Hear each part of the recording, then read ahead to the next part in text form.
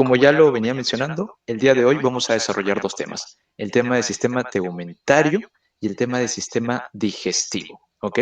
Ambos temas importantes y extensos también a la vez. Si es que han revisado el ROS, quizá algunos de ustedes han visto que el sistema tegumentario es todo un capítulo, el sistema digestivo incluso lo dividen en tres capítulos, ¿no?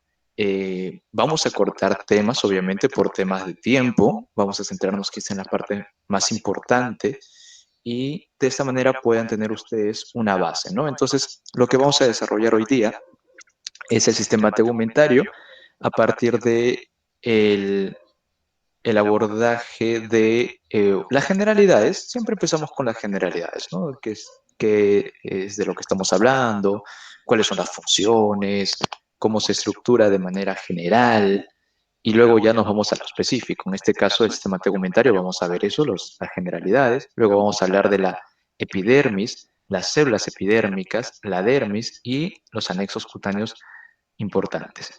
Luego, en el sistema digestivo, que va a ser la segunda mitad de esta ponencia, vamos a hablar sobre la estructura general. Vamos a hablar lo que corresponde al capítulo 2 del sistema digestivo, como se aborda en el ROS. En este caso vamos a empezar hablando del esófago, luego vamos a hablar del estómago, el intestino delgado y el intestino grueso, es decir, todo lo que es el tubo digestivo. ¿Ok? Todo lo que es el tubo digestivo. Y de esta manera vamos a desarrollar pues ambos temas. ¿Ok? Vamos a iniciar entonces con el primer tema, que es el sistema tegumentario. Y el sistema tegumentario, como ya lo veníamos mencionando, vamos a empezar hablando de sus generalidades como de introducción. Y esto de sistema tegumentario ya a ustedes tienen que hacerse la idea de hablar de piel, ¿ok? O sea, siempre que vean sistema tegumentario es que vamos a hablar de piel. Y algo básico, básico, básico para empezar, chicos. Ustedes recuerdan, y esto se habla en los primeros capítulos del ROS, en los primeros capítulos de sus cursos de histología, si es que lo van a llevar o si es que ya lo han llevado, lo recordarán. Siempre hablamos de los tejidos básicos, ¿ok? De los tejidos básicos, ¿no? Los tejidos básicos son cuatro, ¿ok? Y principalmente tenemos al tejido epitelial. Luego también tenemos al tejido conectivo, que se divide en tejido conectivo propiamente dicho, tejido conectivo específico, ¿no? O especializado. Y luego tenemos al tejido muscular y también al nervioso. Ok, esos son los cuatro tejidos básicos. ¿Y por qué se llaman tejidos básicos? Porque básicamente son como ladrillitos. O sea, si es que vas a construir algo, sí o sí vas a tener que utilizar uno de estos materiales. ¿Ok? Y en conjunto los tejidos pasan a ser ya órganos. Cuando tenemos varios órganos, tenemos sistemas, ¿no? Entonces, cuando hablamos de sistema tegumentario, vamos a hablar de un órgano en particular, que es la piel. ¿Ok? La piel es un órgano y también de los anexos que se derivan de este, que son los anexos cutáneos. ¿Ok? Entonces vamos a hablar de estos dos temas, o sea, el sistema tegumentario lo podemos dividir en estos dos grandes apartados, la piel como órgano y los anexos cutáneos. Ahora, la piel como órgano, pues está construido en base a esos tejidos básicos, o sea, el epitelio, puede haber tejido conectivo, podemos encontrar tejido muscular, tejido nervioso por ahí, por supuesto, y eso ya lo tenemos que saber identificar, ¿ok? Entonces, el sistema tegumentario lo podemos abordar hablando desde la piel, ¿ok? Y desde los anexos cutáneos, dos esquemas, dos grandes campos. ¿Qué es la piel?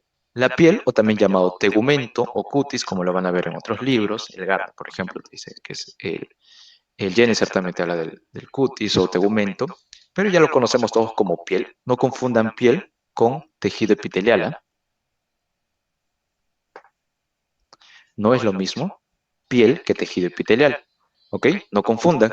Tejido epitelial y estamos hablando aquí de tejido, un tipo de los tejidos básicos. Piel es un órgano, o sea, es la construcción de varios tejidos. Es un órgano, y es un órgano extenso. En realidad, llega a abordar desde el 15% hasta el 20% del peso corporal, del peso total corporal. Es extenso. Es uno de los órganos más extensos. Antes, cuando te preguntaban directamente cuál es el órgano más grande, de frente tu respuesta era la piel, ¿no? Ahora hablan del endotelio como el órgano más extenso, cosa que quizá por ahí está un poquito en controversia porque el endotelio en sí es un tejido, ¿ok? Tejido epitelial, pero bien, cumple también funciones. Entonces, pero aún así sigue siendo uno de los órganos más extensos que va a recubrir toda la superficie externa, ¿ok? Nosotros como organismo, ¿ok? Como organismo, básicamente somos algo así como que un tubo dentro de un tubo. A ver, ¿cómo les explico? Algo así.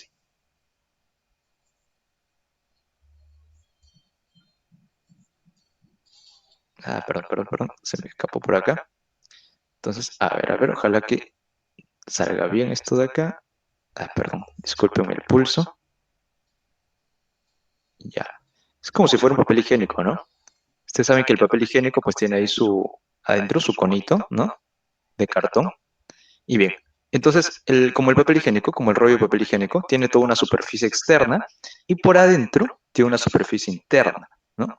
Todo lo que es superficie externa, ¿ok? Todo lo que es superficie externa está recubierto por piel, mientras que lo que es superficie interna va a estar recubierto por mucosas, ¿ok? Y entre la mucosa y la piel, es decir, cuando ya estamos en la zona de los orificios, ¿ok? Encontramos zonas de transición. Tenemos varios orificios, por supuesto, por donde ingresamos ya a superficies internas que están recubiertas por mucosa, ¿no? Pero bien, la piel va a recubrir todo lo que es superficie externa, todo lo que está en contacto con el medio externo, el medio ambiente del organismo.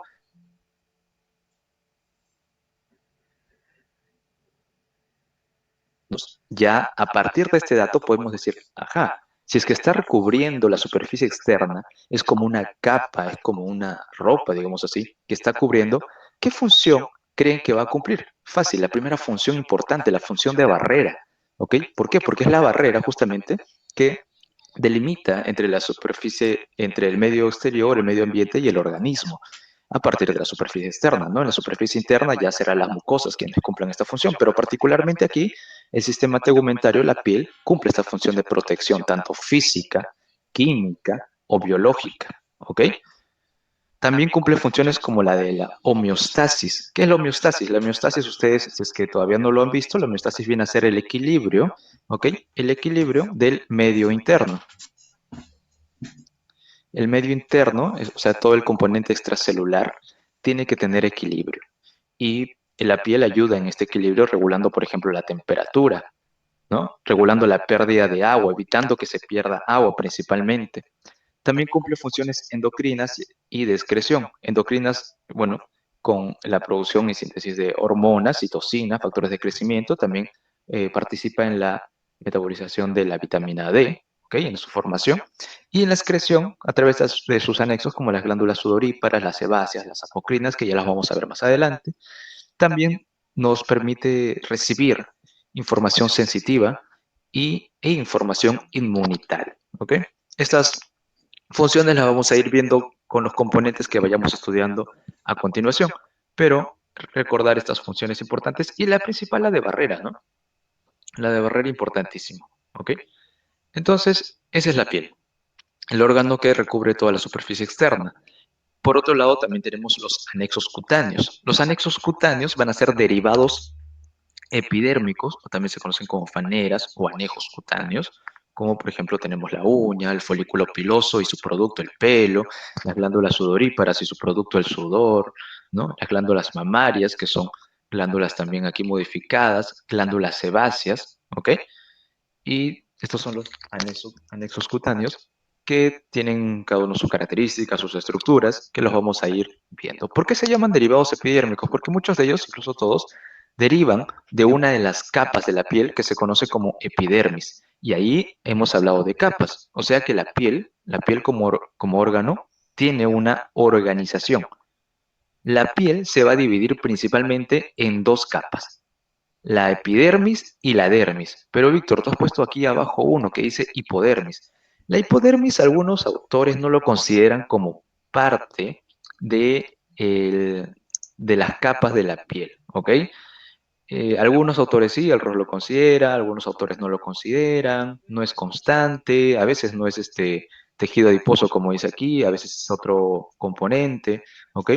Pero como clásicamente ya se estudia dentro de las capas de la piel, lo vamos a poner aquí, ¿ok? La hipodermis. Entonces, De exterior hacia profundo, de superficie hacia profundo, ¿qué tendríamos? Tendríamos la epidermis, tendríamos luego la dermis y finalmente la hipodermis o el panículo adiposo, ¿ok?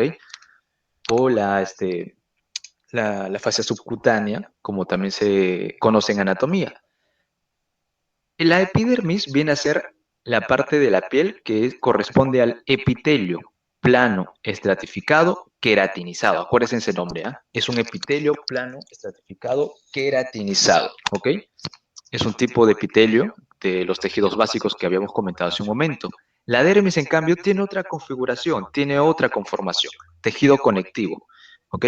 En el rostro de frente te dicen que es tejido conectivo denso y irregular, pero luego vamos a ver que la dermis tiene dos capas más, una dermis papilar y una dermis reticular. Cada una de estas tiene diferente tipo de tejido conectivo, por eso que aquí en general he puesto solamente tejido conectivo. Si quieres ponerle algo más, ponle propiamente dicho, ¿no? Propiamente dicho, ya.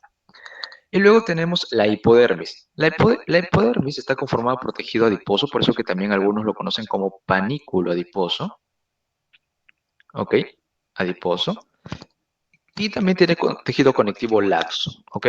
Pero principalmente aquí vemos el tejido adiposo. Entonces, la epidermis va a tener un origen. Ustedes se acuerdan que en embriología, en la tercera semana de desarrollo embriológico, ¿ok? Tenemos la gástrula. Y la gástrula tiene tres capas, el ectodermo, el mesodermo y el endodermo, ¿cierto? Ok.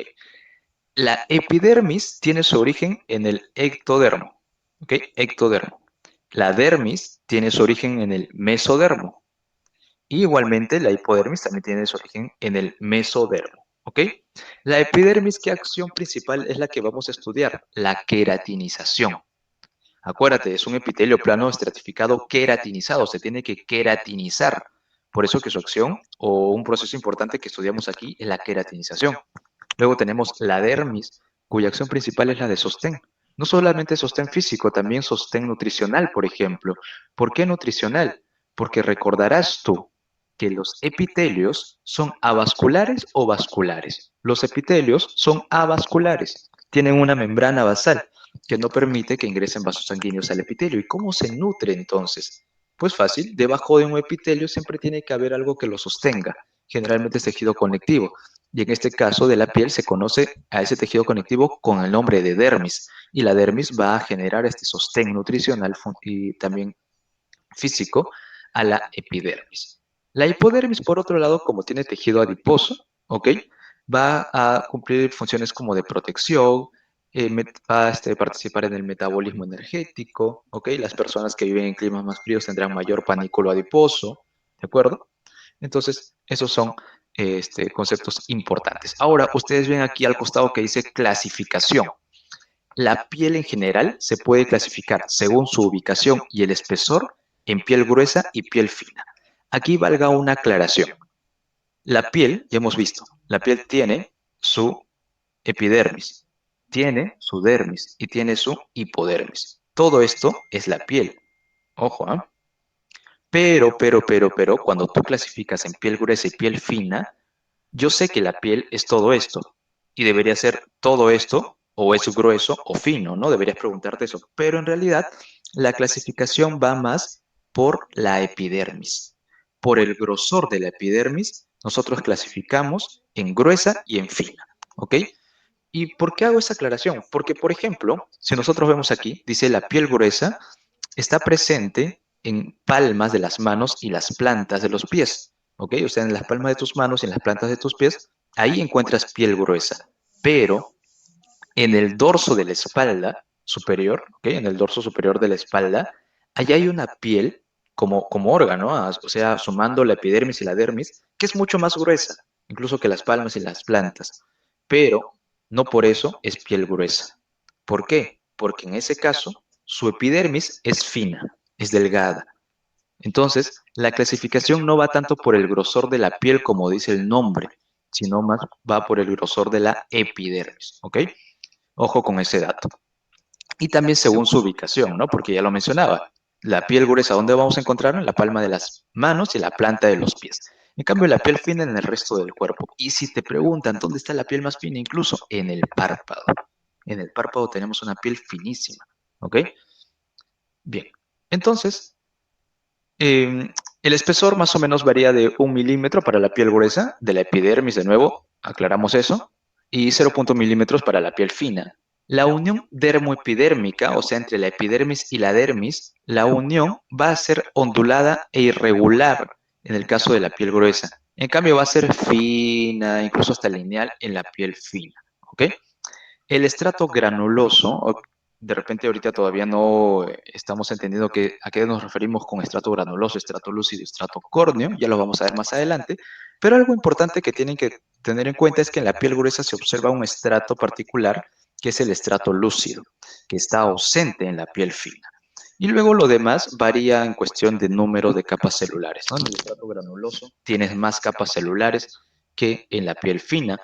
El estrato córneo es más grueso que la piel fina, o sea, haciendo la comparación de piel gruesa con piel fina. Y las faneras, es decir, los anexos, ¿ok? No vamos a encontrar folículos pilosos, no va a haber folículos pilosos. Fíjate las palmas de tus manos, ¿tienes pelos ahí? No. ¿En los pies? Tampoco. O sea, no hay folículos pilosos en la piel gruesa y sí los hay en la piel fina. Las glándulas sudoríparas principalmente van a ser ecrinas. Ahorita, bueno, ahorita no, un poquito más adelante vamos a ver a qué nos referimos con eso de ecrinas y apocrinas, pero en la piel gruesa principalmente vamos a tener ecrinas. Tienen que ver bastante con el sudor, ¿ok? Y en cambio, en la piel fina vamos a encontrar no solamente crinas, sino también apocrinas y las glándulas sebáceas, porque las glándulas sebáceas se encuentran asociadas a los folículos pilosos. Si no tienes folículos pilosos, no tienes glándulas sebáceas. Y también las apocrinas secretan hacia los folículos pilosos, así que si no tienes folículos pilosos, tampoco vas a tener principalmente tus glándulas sudoríparas de tipo apocrina, ¿ok? Ya destrozamos la primera diapositiva, vamos a la siguiente. Y así como estas hay bastante, así que vamos a correr un poquito más rápido, chicos. Entonces, el sistema tegumentario es lo que ya veníamos mencionando. Acá voy a cambiar de color a ver si es que logro que con alguno se vea mejor. Yo creo que se va a ver mejor con el celeste. Vamos a probar con el celeste. Vamos a darle una chance al celeste. Y bien, ya lo mencionábamos, ¿no? O sea, la piel tiene tres capas, se organiza en tres capas. Bueno, dos según varios autores, tres, algunos menos, pero bien. Tenemos la epidermis, que vendría a ser esta porcioncita de aquí nada más. Y dependiendo de si esta es delgada, fíjate aquí, delgadita, o si es gruesa, vamos a clasificarlo en estas dos, en delgada o en gruesa. ¿Ok? La epidermis tenemos aquí, esta sería una epidermis delgada. Luego tenemos aquí una dermis, que vendría a ser desde aquí hasta aquí, que está conformado por, ¿qué hemos dicho? Por tejido conectivo. La epidermis, tejido epitelial, plano, poliestratificado, o estratificado, mejor dicho, bueno, estratificado, queratinizado, ¿ok? Y luego debajo de la dermis, ¿a quién tenemos? A la hipodermis. ¿Ven estos espacios en blancos? Esos son ese tejido adiposo. ¿Ok? Tejido adiposo sostenido por tejido conectivo laxo. Ya, esa es la hipodermis, ¿no? La hipodermis. Y bueno, aquí mencionábamos ya lo de la piel delgada, la piel gruesa. Vemos aquí, esta es la unión dermoepidérmica, ¿ok? Vemos como que es simple en el caso de la delgada. Vemos que es un poquito más tortuosa en el caso de la gruesa, ¿ok? Incluso aquí en estas imágenes de la derecha se ve muchísimo más esta tortuosidad. Fíjense esta barbaridad de deformaciones, ¿no? En la unión dermoepidérmica, y es porque estamos hablando aquí de una piel gruesa, ¿ok? Fíjense todo el grosor de esta epidermis, ¿ok? De esta epidermis. Y bueno, entonces eso es en particular respecto a lo que ya hemos visto. Vamos a pasar ahora a hablar de la epidermis, ¿ok? La epidermis está conformada, a ver, ¿qué dijimos de la epidermis en un inicio? La epidermis es tejido epitelial plano, estratificado, queratinizado, ¿cierto? ¿Qué quiere decir eso? Bueno, es uno de los tejidos básicos, hay cuatro tejidos básicos, en este caso estamos hablando del tejido epitelial. Como es tejido epitelial, tiene características, tiene membrana basal, tiene poca sustancia intercelular, ¿ok? O sea, están bien pegaditas uno de otro, ¿no? Las células están bien pegaditas, Por eso también tiene regiones apicales, vasolateral, tienen uniones, ¿ok? Ya, todas las características que ustedes conocen del tejido epitelial. Es plano. ¿Eso qué quiere decir que sea plano? Que su longitud es más que su altura, ¿no? O sea, son así planos. Ahora, algo, chicos, que tienen que tener en cuenta. Las células no se ven muy bien al microscopio óptico, es decir, tú no vas a ver como que la célula te dice, yo tengo esta forma de aquí. Generalmente no es así. Entonces, ¿cómo nosotros sabemos la forma de una célula? Nos guiamos de su núcleo. Casi siempre su núcleo refleja la forma de la célula. Es decir, si mi célula es plana, su núcleo ¿cómo va a ser? Alargado, ¿cierto? Y el núcleo sí es fácil de ver. Si mi célula es cúbica, ¿cómo va a ser su núcleo? Redondito. Si mi célula es cilíndrica, ¿cómo va a ser su núcleo? Ovoide, alargado, pero vertical, ¿no? ¿Ok? Entonces, generalmente yo me guío del núcleo para saber la forma de la célula. En este caso es un tipo de epitelio plano, ¿ok? O escamoso, es decir, sus núcleos alargados. Estratificado, ¿qué quiere decir que es estratificado? Que tiene más de una capa celular. Y queratinizado es justamente porque produce filamentos de queratina, ¿no? O genera la queratinización entre el estrato granuloso y el estrato córneo. Va a tener justamente este estrato córneo de queratinización. Entonces es un epitelio plano, estratificado, queratinizado. Los queratinocitos se van a organizar de la siguiente manera. Los queratinocitos es el 85% de células que van a conformar a este epitelio. ¿Vamos a tener otras células? Sí. ¿Las vamos a estudiar? Por supuesto. ¿Ok? Pero en este caso vamos a empezar hablando de los queratinocitos. Los queratinocitos es la población más abundante de células en este tipo de epitelio y se organiza en 5 estratos, de profundo hacia superficial. El estrato basal, el estrato espinoso, el estrato granuloso, el estrato lúcido y el estrato córneo. El estrato lúcido solamente lo vamos a ver ¿en dónde? En la piel gruesa. Y para identificar aquí, ¿ok? El estrato basal, todo esto estamos hablando aquí de la epidermis, o sea, desde aquí, epidermis viene a ser desde aquí hasta esto de acá, ¿no? Ya. Todo eso es la epidermis, ¿ok? Todo eso es la epidermis, ¿de acuerdo? Ahora, el estrato, el estrato, este, el estrato basal, ¿ok? Corresponde a una capa celular. Solamente la capa celular que es de una célula, ¿ok? Una sola capa celular que está en contacto con la dermis, ¿ok? Ese es el estrato basal. El estrato basal viene a ser eso de aquí. Aquí en la figura, ¿dónde lo veríamos? Aproximadamente por aquí, ¿no? O sea, la unicapa celular que está en contacto con la dermis vendría a ser su estrato basal, ¿ok? Luego tenemos otro estrato, el estrato espinoso. El estrato espinoso ya viene a ser más cantidad de capas celulares, ¿ok? También dependiendo si es gruesa y tal, pero generalmente ocupa la mayor porción de los estratos no queratinizados todavía, es decir, esto de aquí. Todo esto de aquí es estrato espinoso. Más adelante vamos a ver por qué se llama espinoso, pero todo esto de aquí es el estrato espinoso, ¿ok? El estrato espinoso. Luego también tenemos al otro estrato, el estrato granuloso. El estrato granuloso, ¿ok? Vendría a ser ya este estrato de aquí, ¿no? Este estrato de aquí. Ya. Este es el estrato granuloso, que en el caso de la imagen se ve mucho más eosinófilo, ¿ok? Lo vemos aquí más oscurito, bueno, más basófilo, perdón, más basófilo. Y principalmente es porque tiene gránulos. Luego vamos a ver gránulos de qué. Ahora, en la piel gruesa ya lo había comentado, hay un estrato lúcido que en realidad no tiene características propias, pero sí se diferencia, ¿no? Bueno, perdón, acá. ¿Ok? El estrato lúcido es justamente esta partecita de acá, pues, ¿no?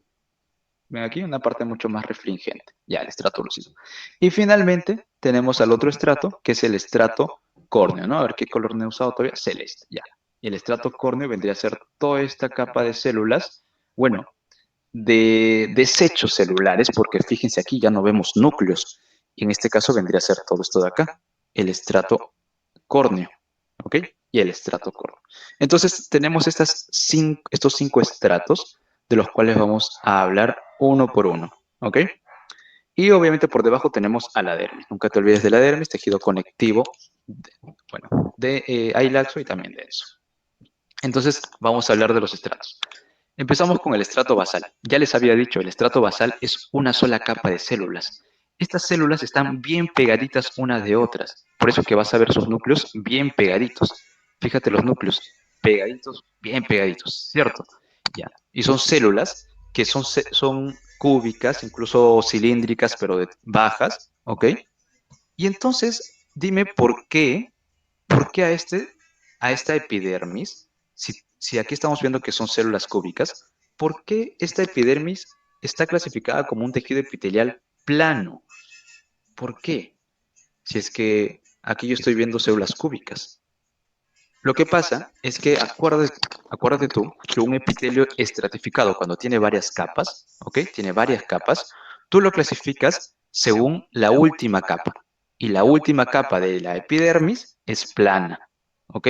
Acá abajo puede ser cúbica, puede ser estrellada, puede ser una luna, puede ser un carro, lo que tú quieras. Pero la última capa en un epitelio estratificado es el que le va a dar el nombre o la clasificación, ¿no? De plano, cúbico o cilíndrico. ¿Ok?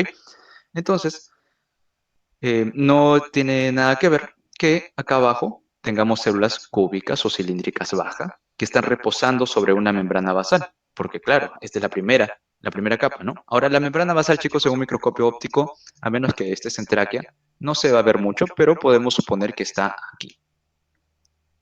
Aquí está la membrana basal, ¿ok? Bien. Ahora, estas células de la membrana basal generalmente son células madre. ¿Qué quiere decir eso? Que son células que se van a dividir y se van a regenerar a sí mismas. O sea, se van a dividir, vas a tener dos productos, se van a regenerar su población y quizá alguna de sus hijas va a ser rebelde y va a decir, no, yo quiero salir de casa. Y ya no va a estar en el estrato basal, va a pasar al siguiente estrato, que se llama estrato espinoso, y va a seguir su proceso de diferenciación, que es un tipo de apoptosis especial, que va a llegar o va a hacer que esta célula, que en un primer momento fue célula basal, pase al estrato espinoso, pase al estrato granuloso, pase al estrato lúcido y pase al estrato córneo, donde ya no tiene núcleo, se quedó sin organelas, se quedó sin nada, todo por irse de casa. ¿Ok?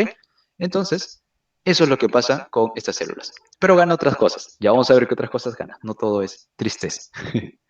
Entonces, eh, pero bueno, aquí en este estrato basal es donde ocurre la mitosis abundante. Aquí vamos a encontrar un montón de figuras mitóticas, ¿ok? Salvo en casos patológicos donde veamos a ver mitosis por otros lados, pero ya bueno, ese es otro tipo de patologías, ¿no? Donde hay mitosis desordenada, ¿ok? Ujú. Bueno, solamente para que lo sepan, eso se llama displasias, ¿ok? Displasias. Pero bien, entonces, aquí en este estrato basal, ¿cuánto tiempo generalmente se queda una célula? De 1 a 2 días, ¿ok? De 1 a 2 días se queda en el estrato basal. Principalmente aquí vamos a tener a células madre que se están regenerando a sí mismas y una que otra célula hija pasa a los siguientes estratos, como ya lo habíamos mencionado. En estas células, ¿ok? Que es de una sola capa celular, acuérdate, el citoplasma, ¿qué vamos a encontrar? Vamos a encontrar bastantes ribosomas libres, vamos a encontrar también filamentos intermedios. Tú recordarás que la célula tiene un citoesqueleto. Sin su citoesqueleto, la célula se desploma, se cae, es una sustancia amorfa horrible. Pero el citoesqueleto le da forma, ¿ok? Y el citoesqueleto se puede conformar por filamentos de actina, filamentos intermedios y microtúbulos, ¿no? Y bueno, en este caso, para todo lo que es epitelio, o bueno, epidermis, vamos a centrarnos muchísimo en hablar de los filamentos intermedios, porque en este caso, los filamentos intermedios son filamentos de queratina, ¿ok? Queratina. Los filamentos intermedios son filamentos de queratina, o también se conocen como tonofilamentos, que están unidos a los desmosomas. Tú sabes que hay uniones adherentes entre células y células, ¿ok? Que en este caso, entre célula y célula, cuando tú tienes aquí proteínas como las desmoplaquinas y se unen aquí, ¿ok? Ya, estos son los desmosomas. ¿Te acuerdas de los desmosomas? Entre célula y célula. ¿Y los desmosomas con qué parte del citoesqueleto se interactuaban? Con los filamentos intermedios, que en este caso son filamentos de queratina. ¿Ok? Entonces, entre célula y célula, como ves aquí que están muy pegadas, hay desmosomas. ¿Ok? Pero también entre la célula y su membrana basal hay solamente aquí una desmoplaquina y se une con la membrana basal que también interacciona con los filamentos intermedios dentro de la célula. Estos son la mitad, los hemidesmosomas, con la membrana basal, ¿cierto? Ok. Bien, entonces tenemos a los filamentos de queratina, y los filamentos de queratina son proteínas sintetizadas por ribosomas, por eso que tiene abundantes ribosomas libres. ¿Ok? Este va a ser el aparato de síntesis para las queratinas, principalmente tipo 5 y tipo 14 en este estrato. Este tipo de, bueno, o estos ribosomas le van a conferir al citoplasma cierta basofilia, ¿ok? Cierta basofilia. Y bueno, de las uniones ya hemos hablado, y el núcleo, ya lo habíamos mencionado en un inicio, va a ser redondo u ovalado, redondo célula cúbica, ovalado célula cilíndrica, juntos y con nucleolos, perdón, prominentes, ¿no? O sea, vamos a ver aquí, como estamos viendo aquí en esta imagen, nucleolos prominentes, ¿ok? Y están bien juntitas unas de otras. Entonces, aquí vemos un esquema de estas células, los filamentos intermedios de queratina tipo 5 y tipo 14 en este estrato importantes, los ribosomas que son el aparato que está fabricando estas proteínas, mitocondrias, hemidesmosomas en unión con la membrana basal, pero aquí arriba yo veo otra desmoplaquina y si yo sugiero que aquí hay una célula adicional, este sería un desmosoma, ¿no? Desmosoma unido a los filamentos de queratina o filamentos intermedios o tonofilamentos también. Luego pasamos al estrato espinoso, ¿no? La célula que aquí se generó por mitosis, una célula hija, pasa al estrato espinoso luego de sus 1 o 2 días de estancia aquí. Y aquí vamos a tener ya células poliédricas, ¿ok? Ustedes están viendo que son células poliédricas, ¿de acuerdo? Que mientras más superficiales se hacen, se vuelven más planas. Este estrato contiene a varias células de espesor, ¿ok? Varias células. Y el estrato basal junto con este estrato espinoso, algunos lo conocen como la capa de Malpighi, ¿ok? Capa de Malpighi. Pero bien, regresemos a la célula. La célula era poliédrica. ¿Y por qué se llama estrato espinoso? Estrato basal sí me han entendido, ¿no? ¿Por qué se llama? Porque se está en la base. Ya, ahora el estrato espinoso, ¿por qué se llama así? Porque tiene espinas, pues. Fácil, ¿no? Tiene espinas. ¿Dónde están las espinas? ¿Ves aquí? ¿Ves aquí? ¿Ves aquí? ¿Ves aquí? ¿No? Es como un peine que tienen hacia los costados. Ya, estas espinas son prolongaciones o evaginaciones del citoplasma. Lo que pasa es que cuando se prepara este tejido, las células empiezan a reducir su tamaño. Las células reducen su tamaño, pero se quedan unidas, ¿ok? En donde habían desmosomas. Entonces, imaginemos, por aquí, a ver, ¿por dónde lo dibujo? Por aquí ya. Yo tenía una célula por acá y está por aquí, ¿ok? Y acá está su desmoplaquina y está su desmosoma, ¿cierto? Ok. Cuando se prepara estas muestras para verlas en el microscopio, estas células se reducen, se vuelven más chiquitas, pero todavía se siguen quedando pegadas, ¿ok? Aquí, donde tenían sus desmosomas. Ya, estas son las espinas. Y en particular, estos desmosomas reciben un nombre porque son condensaciones que se observan en el microscopio electrónico, que es el nodo de Bizocero, ¿ok? Nodo de Bizocero. Entonces, las espinas es justamente por este artefacto, ¿de acuerdo? Y se observa claramente, ¿cierto? No me digan que no vean, ¿eh? Ya, estas espinas ahí son características en ese estrato espinoso, ¿ok? Y en el citoplasma, ¿qué vamos a ver? Ahora ya no son tonofilamentos. Los tonofilamentos cuando se unen con otros forman haces y los haces se conocen como tonofibrillas o haces de filamentos intermedios, de queratina, por supuesto. Pero ahora ya no tenemos queratina 5 y 14, tenemos queratina 1 y 10. Van a reemplazar a las de 5 y 14. Y como ya tenemos tonofibrillas, estas células empiezan a volverse más eosinófilas, ¿ok? Más eosinófilas que obviamente incrementa mientras más superficiales se vuelvan. Entonces tú ya me vas entendiendo que estos haces de filamentos se vuelven más o se van acumulando más dentro de la célula mientras asciende la célula, ¿cierto? Ahora, también en este estrato espinoso aparecen por aquí así, no lo ves bien, pero yo te lo voy a dibujar, ¿ok? Aparecen unos cuerpos que se conocen como cuerpos laminares. ¿Por qué laminares? Porque si tú te das cuenta aquí en la imagen, es un cuerpo rodeado de membrana que tiene láminas adentro. Y estas láminas tienen contenido lipídico. Estos cuerpos también se conocen como queratinosomas o cuerpos de Otland. ¿Ok? ¿Y por qué es importante esto? Más adelante, tú vas a ver que cuando el estrato espinoso luego pasa a ser estrato granuloso, estos cuerpos de Otland van a salir expulsados de las células y su contenido lipídico va a formar como sábanas alrededor de las células y estas sábanas de lípidos van a ser hidrófobas. ¿Qué quiere decir que sean hidrófobas? Que van a ser impermeables al agua. Entonces, con estos cuerpos de Otland más adelante se va a formar una barrera que va a evitar la pérdida del agua. Por eso que cuando un paciente se quema, uno de los primeros manejos es la hidratación, porque al quemar se pierde esta barrera, o una parte esencial de la barrera que evita la pérdida de agua, ¿ok? Y por eso que te puedes deshidratar horriblemente cuando te quemas, ¿ok?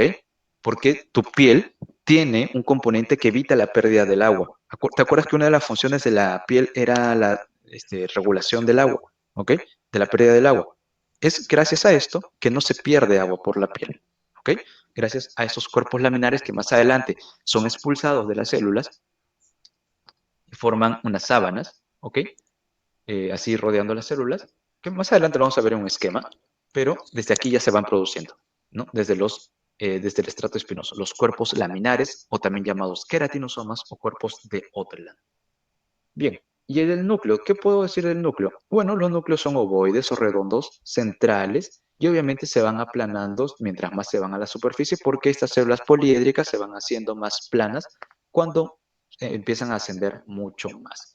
No te olvides que todavía aquí estamos hablando de los desmosomas, un tipo de unión adherente que interacciona con los filamentos intermedios, en este caso de tipo de queratina. Y aquí vemos a los gránulos laminados o queratinosomas, ¿no? Aquí.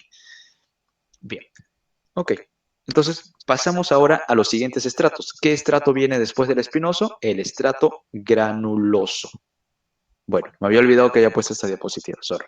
Solamente es para recalcar estas formaciones como espinas, ¿no? Que son evaginaciones citoplasmáticas donde una célula con otra se están uniendo a partir de desmosomas que en la microscopía electrónica se ven condensaciones como, ya conocidas como nódulos de bisocero, y estos desmosomas aquí tienen hacia el citoplasma los filamentos de queratina, ¿no? Que forman una estructura alrededor del núcleo como un anillo, y de ahí empiezan a ir así, ¿ok? Los filamentos de queratina, ¿de acuerdo? A ver, aquí vemos las células basales, ¿no? Que están uniditas, bien pegaditas unas de otra, ¿no? Más altas y con la membrana basal aquí abajo, los nucleolos prominentes, ¿ok? Y aquí también vemos las espinas, ¿no? Claramente se ven las espinas, chicos, no me van a decir que no ven nada, por si acaso, ¿no? Ahora sí, pasamos al siguiente estrato, al estrato granuloso, ¿ok? Habíamos hablado ya del estrato basal, que sigue el estrato espinoso, el estrato granuloso, el estrato lúcido y finalmente el estrato córneo, ¿ok? No encontré una mnemotecnia para traérselas, me van a disculpar por eso, pero ya ustedes, al menos por los nombres, basal está en la base, ¿no? Luego sigue espinoso porque tiene espinas, y ahora sigue el granuloso. ¿Por qué? ¿Por qué se llamará granuloso?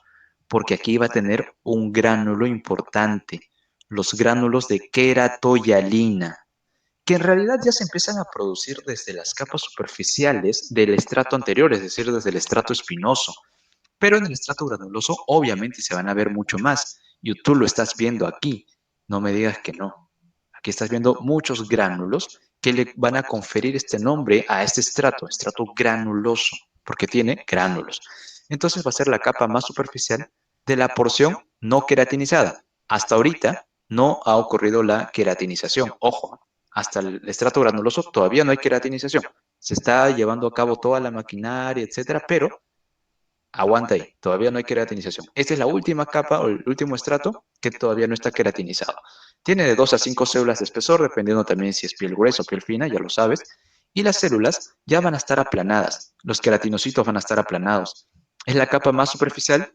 eh, Perdón, en las capas más superficiales, el citoplasma se llena de un material queratoyalino y de tonofibrillas. Ocurre la muerte del núcleo y del citoplasma.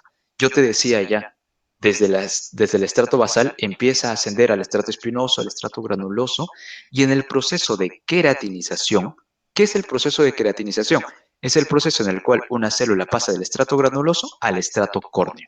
En ese proceso pierde su núcleo. Dime acá, yo veo aquí restos celulares, como escamas de pescado. Pero dime, ¿ves un núcleo? No, no veo ni un núcleo. Aquí en cambio sí veo sus núcleos, por aquí no se ve muy bien todavía, pero igual van a ver otras imágenes donde se ven sus núcleos. Pero aquí arriba ya no hay núcleos. Entonces, básicamente la célula se ha matado, se ha muerto, ¿ok? Se fue de casa, murió, pero se llenó de un material, que son los filamentos o las tonofibrillas, ¿no? La queratina, ¿ok? Que se empieza a condensar más aún. ¿Por qué? Porque en el citoplasma de este estrato granuloso, ya te venía diciendo, van a empezar a aparecer los gránulos de queratoyalina. Los gránulos de queratoyalina son sintetizados por ribosomas libres, ¿ok? Y van a contener tricoyalina y principalmente este de aquí. Acuérdate este de aquí, no te olvides de la filagrina, ¿ok? Tanto la tricoyalina como la filagrina son dos proteínas importantes que van a promover la agregación de los filamentos de queratinas en tonofibrillas. O sea, estos filamentos intermedios se van a empezar a juntar unos a otros gracias a la filagrina. La filagrina va a ser como que anzuelo, digámoslo así, o este estímulo que va a llamar a que los filamentos de queratina empiecen a juntarse y se conviertan en tonofibrillas. ¿Ok? Ahora, en los gránulos de queratoyalina hay en realidad profilagrina, o sea, elementos anteriores a la filagrina. Pero a partir de estos gránulos de queratoyalina se producen estas filagrinas que van a favorecer la agregación de los filamentos de queratina para que se conviertan en tonofibrillas, ¿ok? O fibrillas de queratina. ¿De acuerdo? Ahora también vamos a ver aquí los cuerpos laminares, que ya habíamos comentado hace un momento que eran los cuerpos laminares. En este caso ya se están ubicando en la periferia, listos para ser expulsados de las células. Y cuando liberan su producto, van a ser principalmente la acilglucosilceramida.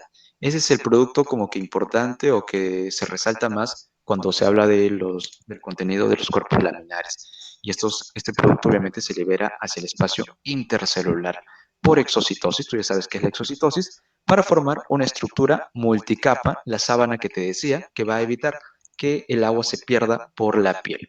En este tipo de células ya ocurren unas uniones más herméticas, que es a partir de la claudina 1 y claudina 4, ¿no? Acuérdate de estas uniones ya herméticas que van a impermeabilizar más, ¿ok?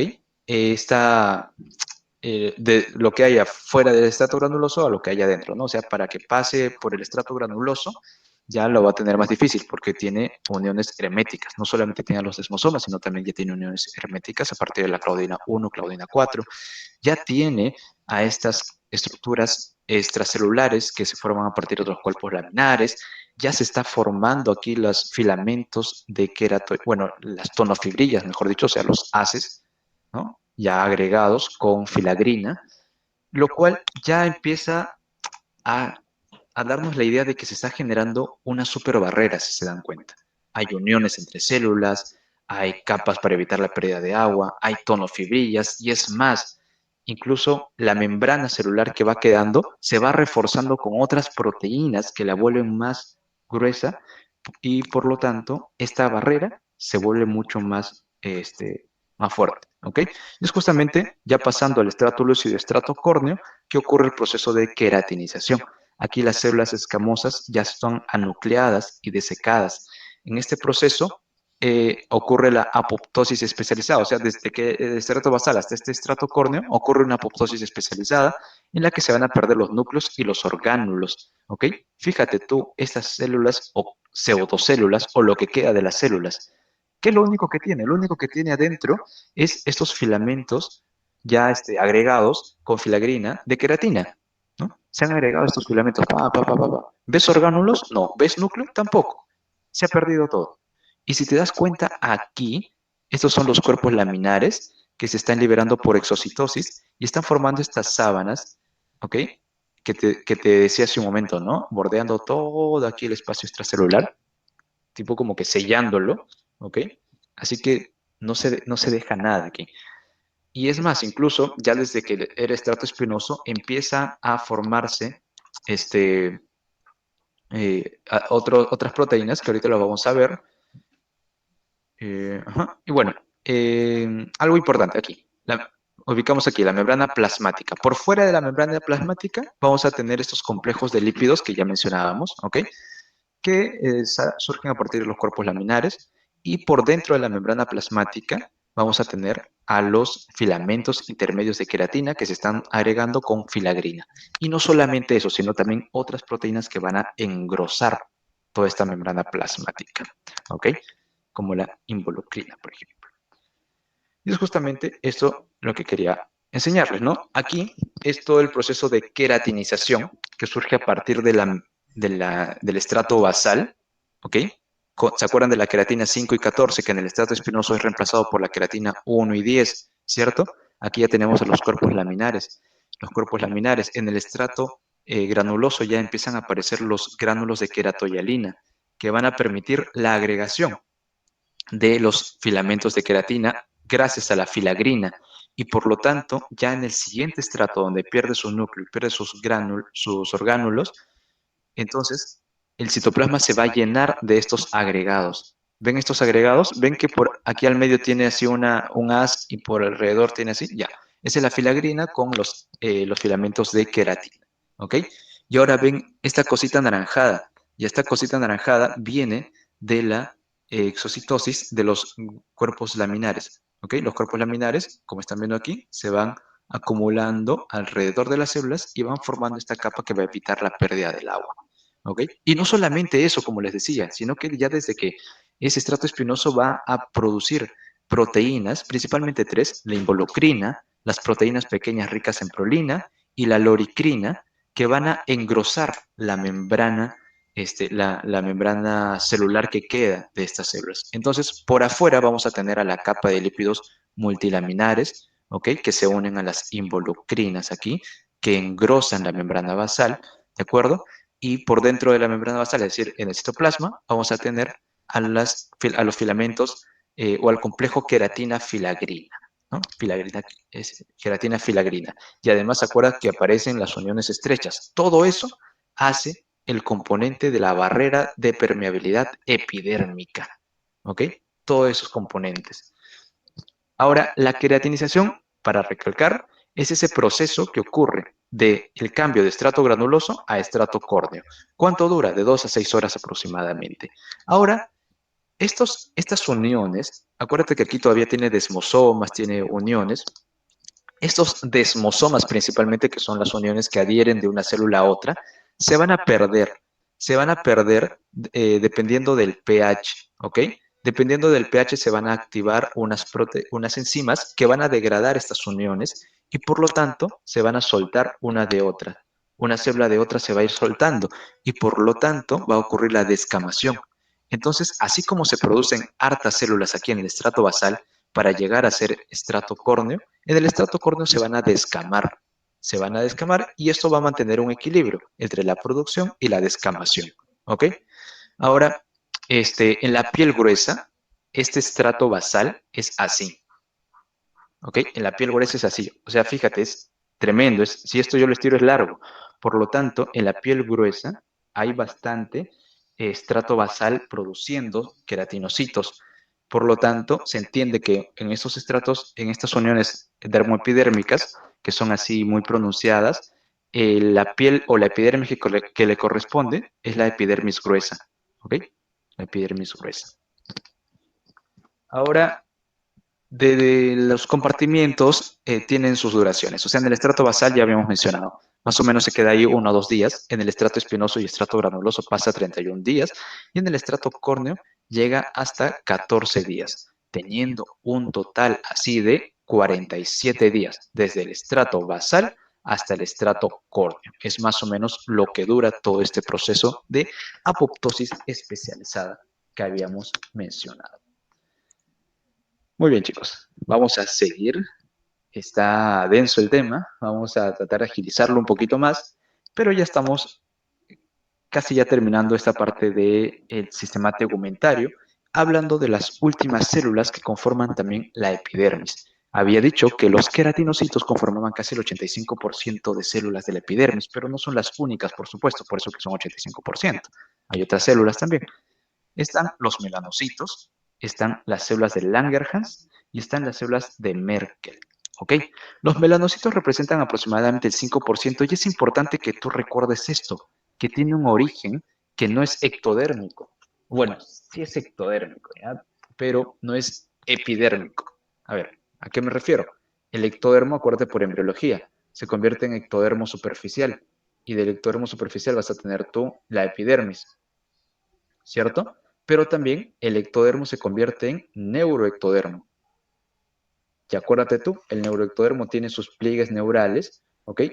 Y su surco neural, que luego va a formar el tubo neural, ¿no? Formó el tubo neural, pero donde estaba aquí en los vértices de los pliegues neurales, se forman las crestas neurales. Crestas neurales es un grupo de células que va a tener la función de migrar y se van a dirigir a un montón de partes del organismo y se van a depositar. Una de las migraciones que tienen este grupo celular, que son las crestas neurales, se dirigen hacia la epidermis y conforman los melanocitos. Entonces, los melanocitos tienen su origen en las células de la cresta neural. ¿Y cuál es la función? Producir el pigmento. ¿Qué pigmento? Melanina. La melanina, ¿cómo se produce? A partir de la oxidación de la tirosina. Y es por eso que cuando fallan estas enzimas que permiten la oxidación de la tirosina, tenemos patologías como la falta de pigmentación, conocida como albinismo, por ejemplo, ¿no? Entonces, la epidermis bueno, se tiñe o se pigmenta gracias a los melanocitos que producen esta melanina.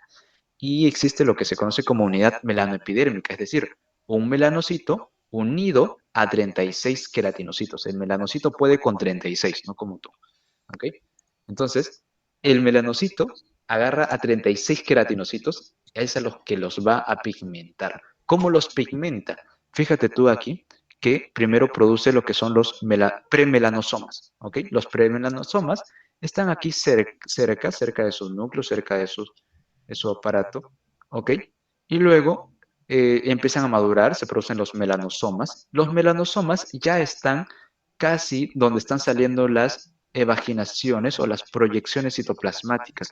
Esta es una célula dendrítica, es decir, fíjate, aquí tiene dendritas, tiene proyecciones, ¿ok? Ahí, ojo esto, ¿dónde se ubica? ¿Dónde lo vamos a encontrar? En el estrato basal. Entonces, entre células basales, ahí vamos a encontrar un melanocito que emite sus proyecciones hacia el estrato. ¿Qué estrato es este? Estrato espinoso, ¿ok? Hacia el estrato espinoso.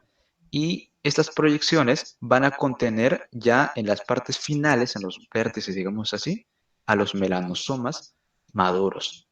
Y fíjate, una vez que ya tienes los melanosomas maduros, los queratinocitos van a morder un poco de citoplasma del melanocito y así es como ellos empiezan a pigmentarse. O sea, los queratinocitos se pigmentan de esta manera. ¿Ok? O sea, literalmente le muerden así una porción, fagocitan una porción de citoplasma con todo su contenido de melanosomas maduros y así se pigmenta. Y fíjate, ¿para qué quiere este pigmento? Fíjate dónde se ubica la melanina. Se ubica como si fuera una sombrilla cubriendo al núcleo para evitar el daño genético a partir de la radiación ultravioleta no ionizante. ¿Viste? Esa es la función que tiene la melanina producida por el melanocito de origen de la cresta neural, ¿no? Ok. ¿Qué otras células encontramos? Las células de Langerhans. Las células de Langerhans son células dendríticas, o sea, también tienen proyecciones como los melanocitos, pero en este caso se ubican en el estrato espinoso, no en el estrato basal, y tienen otra función diferente, por supuesto. Son células presentadoras de antígeno. ¿Qué quiere decir esto? Estas células van a estar como vigilantes aquí en el estrato espinoso y cuando encuentren un antígeno, o sea, un agente que no corresponda a lo normal, lo va a procesar y va a producir antígenos que luego los va a presentar, o sea, una vez que reconoció a este patógeno, ¿ok? A este agente externo, produce antígenos, se dirige hacia un ganglio regional, ¿ok? Se dirige hacia un ganglio regional, va hacia el linfocito T y le cuenta, mira, he encontrado esto, te lo presento, pum, le presenta el antígeno. Y el linfocito T regresa con su mancha ya a generar toda la respuesta inmune. Esa es la función de la célula de Langerhans, es una célula presentadora de antígeno, ¿ok? Presentadora de antígeno. Ahora, en los cortes de hematoxilina y eosina son a veces difíciles de ver, pero aquí en este corte estamos viendo al melanocito, una célula con un núcleo central, un citoplasma más claro, ¿ok? Aquí vemos una célula de Langerhans y lo sabemos porque estamos en estrato espinoso y aquí para el melanocito estamos en estrato basal, ¿ok? Así que no se frustren si es que no lo llegan a reconocer con hematoxilina y eosina. Otro tipo de células son las células de Merkel. Las células de Merkel, ¿ok? Perdón. Antes de eso, las células de Langerhans, ¿de dónde vienen? Vienen de las células progenitoras linfoides de la médula ósea. O sea, son traídas por vía sanguínea, ¿no? Y las células de Merkel tienen un origen desconocido por ahora, se ubican en el estrato basal, ¿ok? Y funcionan como mecanorreceptores asociados con terminaciones nerviosas. Fíjate aquí tu célula de Merkel, ¿ok? Que está asociado a una placa nerviosa de una terminación nerviosa que antes de atravesar la membrana basal pierde su mielina, ¿ok? ¿Ves que pierde su mielina aquí? Hasta antes tenía su mielina, pero hoy pierde su mielina, forma la placa nerviosa que contacta con la célula de Merkel y la célula de Merkel funciona como un mecanorreceptor, ¿ok? Como un mecanorreceptor. Principalmente lo vamos a encontrar en la yema de los dedos, participa en lo que es el tacto fino, ¿no? El tacto fino.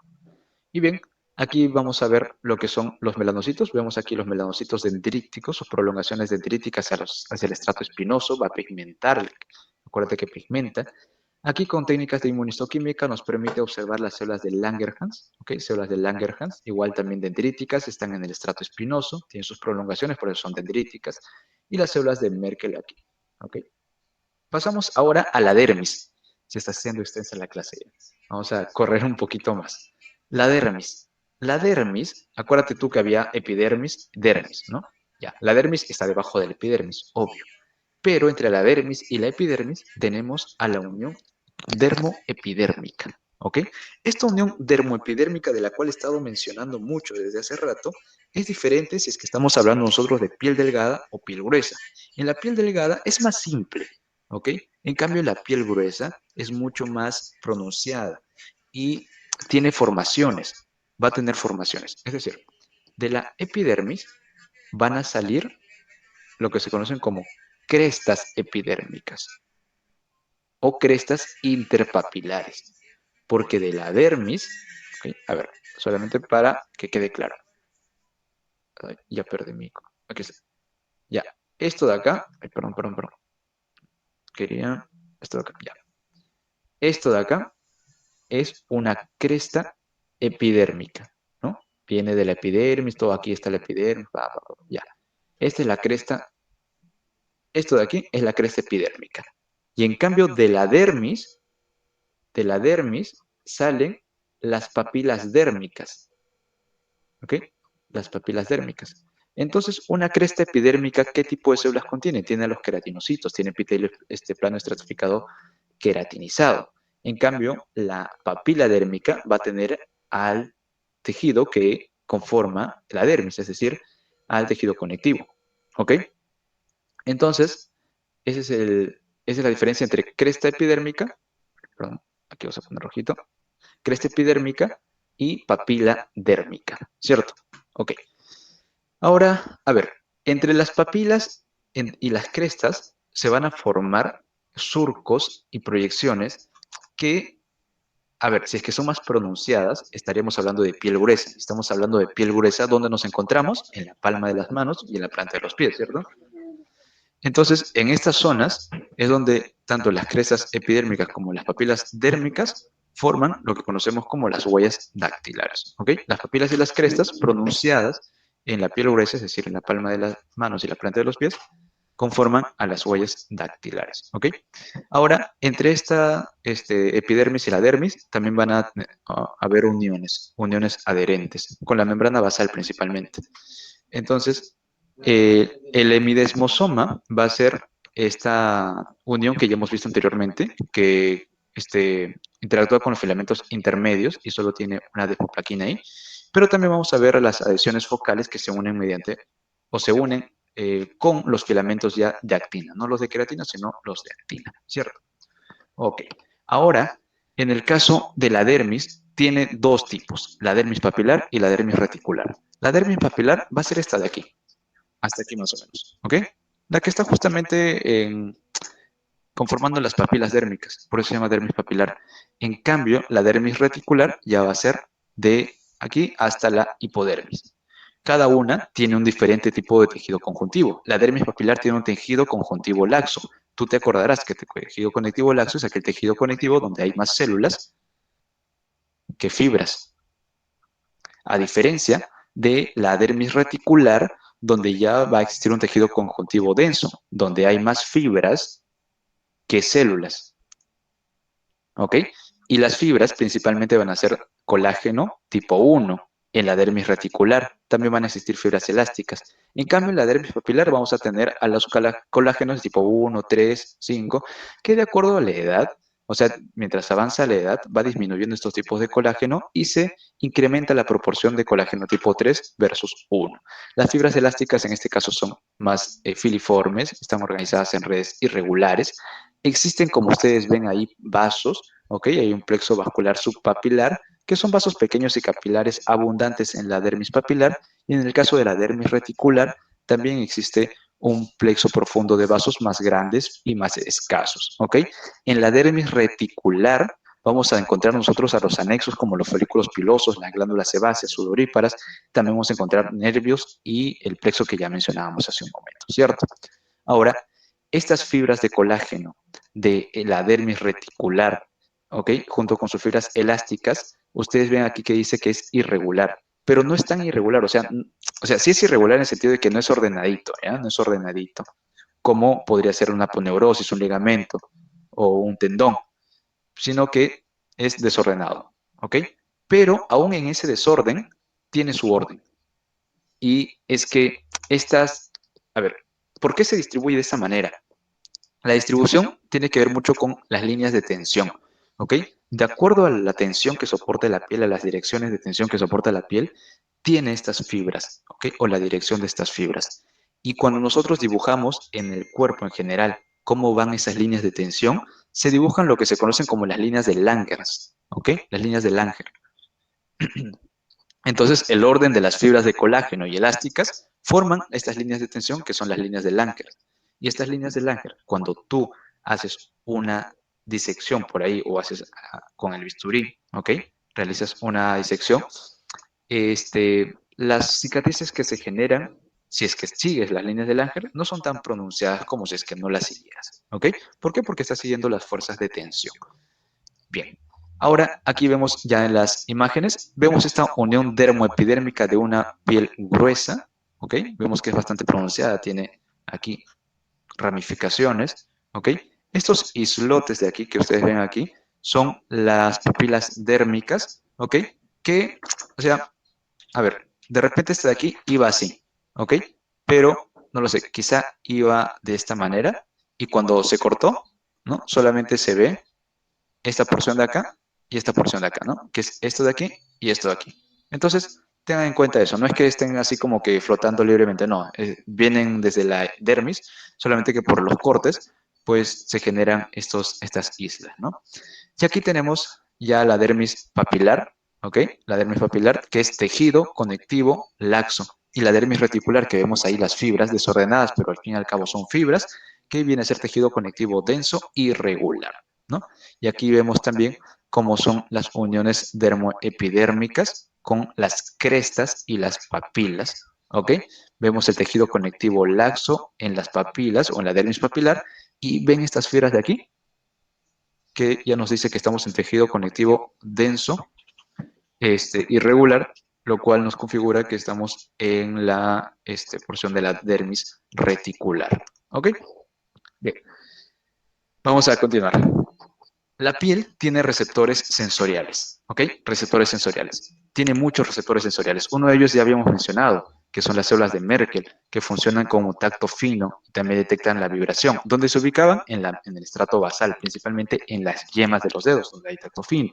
Pero también vemos que hay otras terminaciones o hay otros receptores sensoriales que los vamos a clasificar en aquellas que son terminaciones sensoriales libres, que proceden de fibras amielínicas y perciben tanto temperatura, dolor, prurito, y se ubican en la epidermis, en el estrato granuloso principalmente, en la dermis superficial y alrededor de los folículos pilosos, donde se vuelven mecanorreceptores y sienten cómo vibran los vellos, ¿no? O el pelo, ¿ok?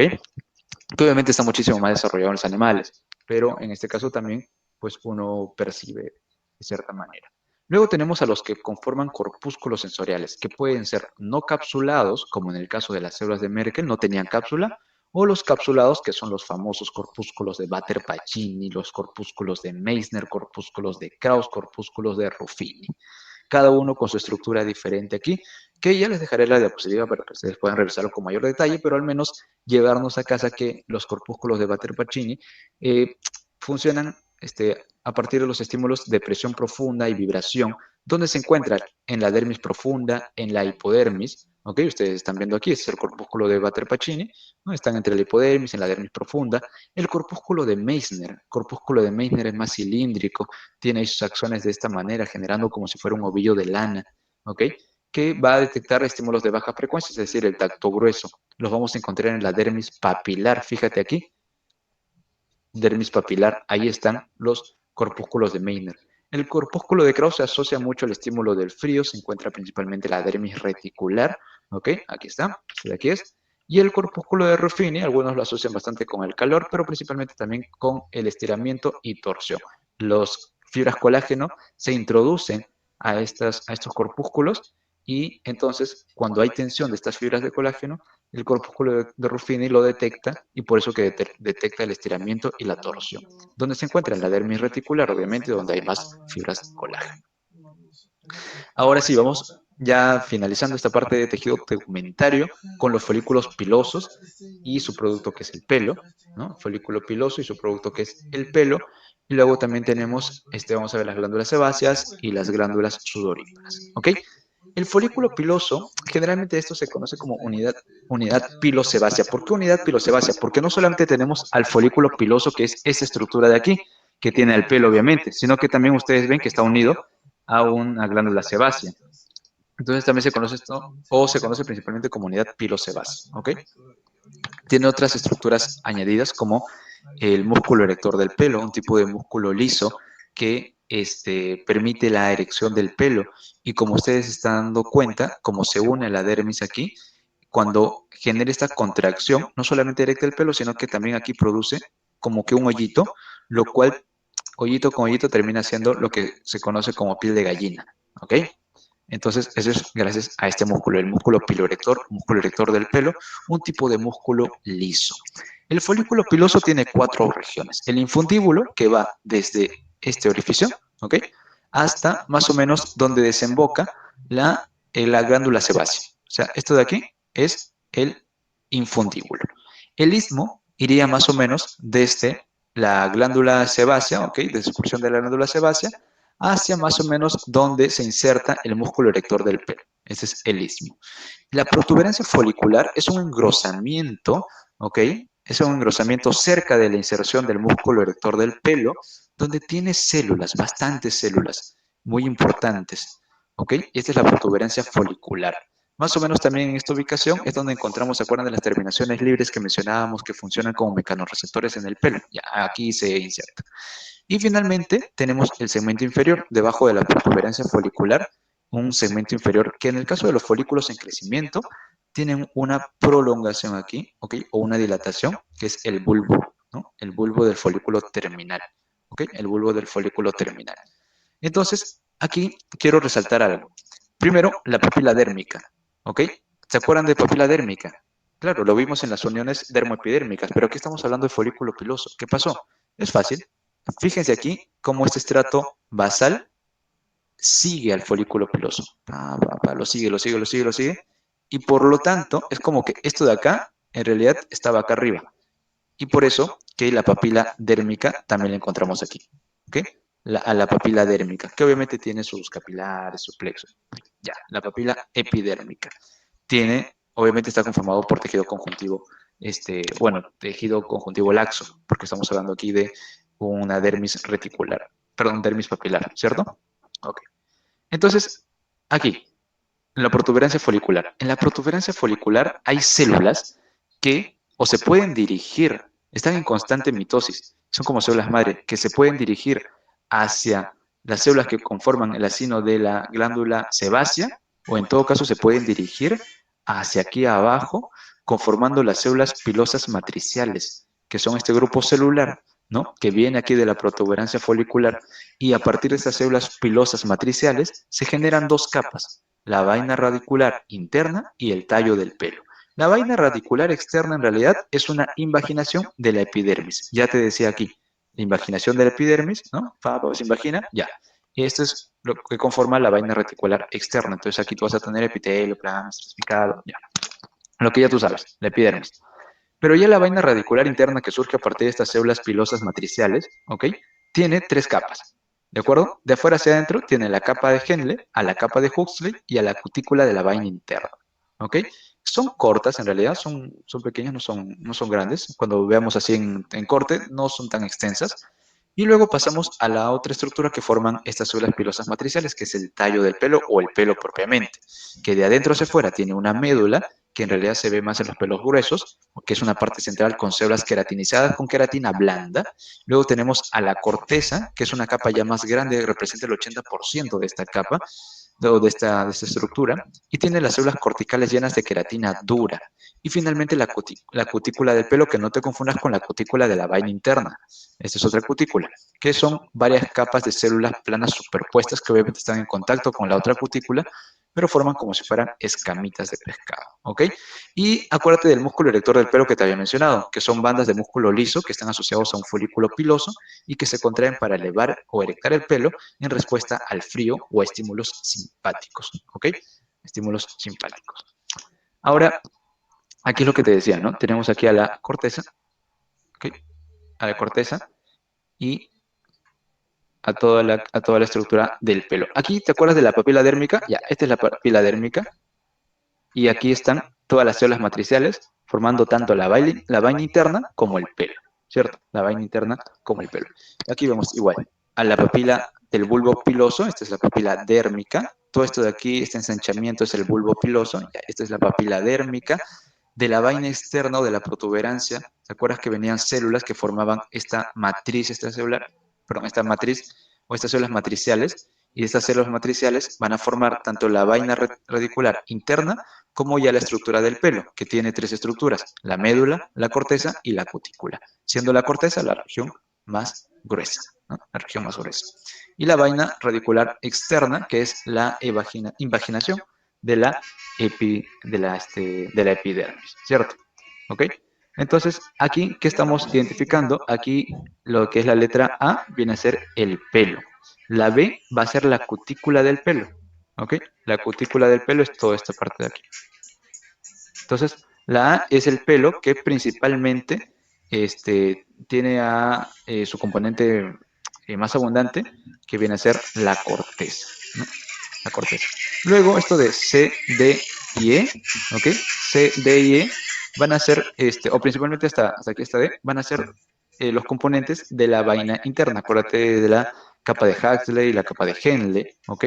Y finalmente, aquí la E representa a la invaginación. Fíjate, este epitelio está bien pegadito, ¿no? Un epitelio pegadito. Ya. Es la invaginación. Aquí lo vemos también al costado. Son células aquí. Ya. Invaginación del de la epidermis, ¿cierto? invaginación de la epidermis. Y ahora, esto de la F es básicamente la membrana vítrea. La membrana vítrea viene a ser una membrana que separa al epitelio de la vaina externa de lo que está fuera, rodeando, que sería la dermis. ¿Ok? Entonces, la membrana vítrea separa a estas estructuras. Bien, pasamos a las glándulas sebáceas. Las glándulas sebáceas producen al sebo, así de simple, a través de una secreción holócrina. ¿Qué es una secreción holócrina? Fíjate aquí, la célula empieza a juntarse, empieza a llenarse, a llenarse, a llenarse de sebo, y de pronto, ¡pum!, explota la célula y se mata totalmente. O sea, la célula tiene que morir para expulsar su secreción. Entonces, tiene una parte secretora, por supuesto, que no tiene una luz, es un acino así bien, bien denso, y luego ya tiene su parte, su región, su conducto excretor, como nosotros vemos aquí. Estas glándulas tú las vas a encontrar asociadas a un folículo piloso, acuérdate, a un folículo piloso, ahí vamos a encontrar estas glándulas. Ven aquí su contenido lipídico, ¿ok? Ven aquí sus vacuolas lipídicas, ¿no? Ya. Ahí está formándose el sebo, que finalmente, para que pueda excretarse, va a tener que romper toda la membrana celular, va a tener que morir la célula para hacer esta secreción holócrina. ¿Ok? Y finalmente tenemos a las glándulas sudoríparas, que pueden ser de dos tipos, las ecrinas o las apocrinas. Las ecrinas se llaman así porque tienen una secreción ecrina o secreción merocrina. Esto quiere decir que solamente libera la sustancia, ¿ok? En cambio, las apocrinas liberan como si fueran peñiscando a la célula. O sea, tú tienes aquí una célula, perdón.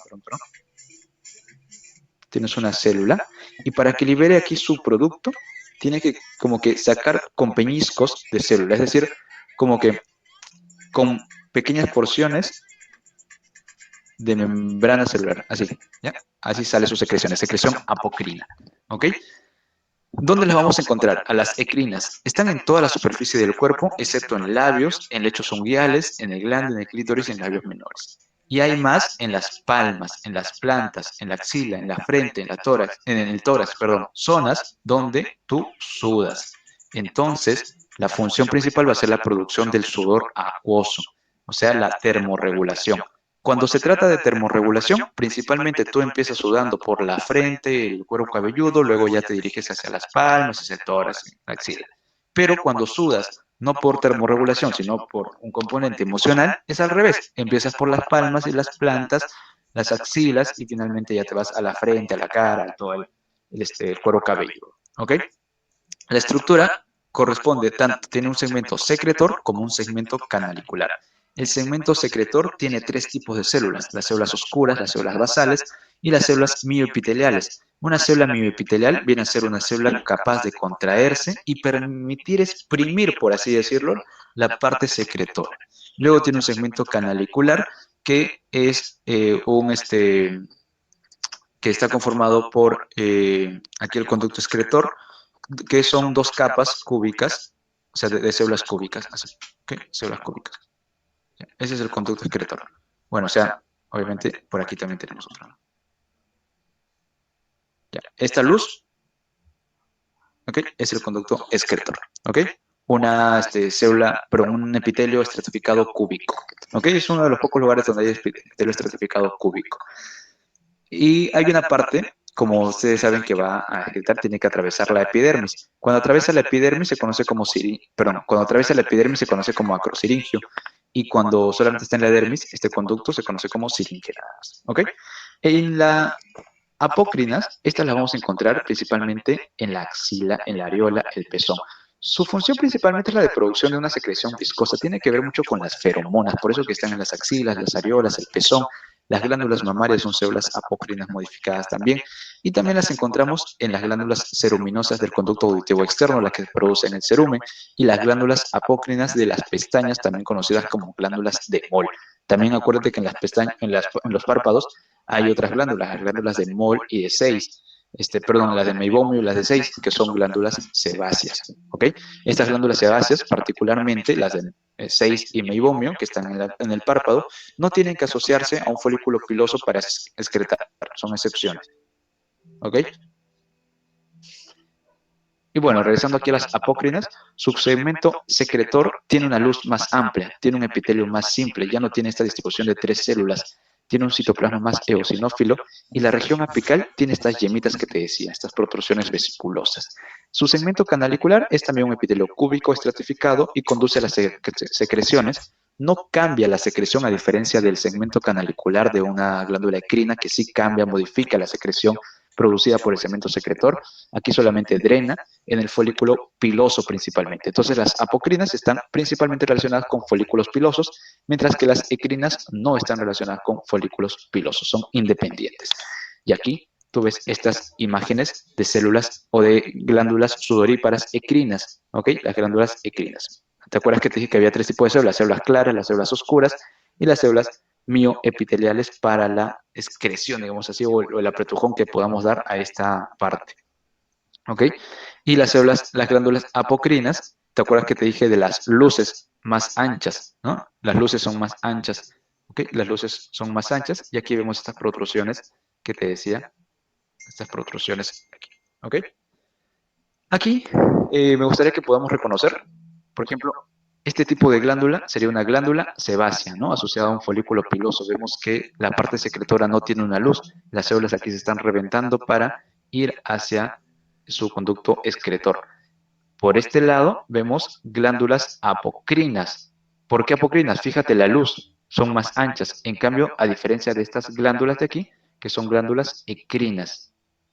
¿Por qué? La luz de la porción secretora es menos amplia, ¿ok? Es más compleja en realidad. Y así tenemos aquí las 3 glándulas de las cuales hemos hablado, ¿ok? Y bueno, chicos, ya estamos al borde del tiempo. Nos queda todavía el sistema digestivo. Eh, a ver, hemos comenzado 7:40, ¿no? Tenemos que acabar 9:10 en realidad. Creo que vamos a estar acabando, vamos a correr un poquito más aquí. Estaríamos acabando 9:20 así, pero me gustaría darles ahí unos 5 minutitos de descanso si se puede. ¿Está bien? Para que podamos ya entrar de lleno al sistema digestivo y ver todo este tema. ¿Ok? Entonces, 9:08 regresamos. Ok, muchas gracias.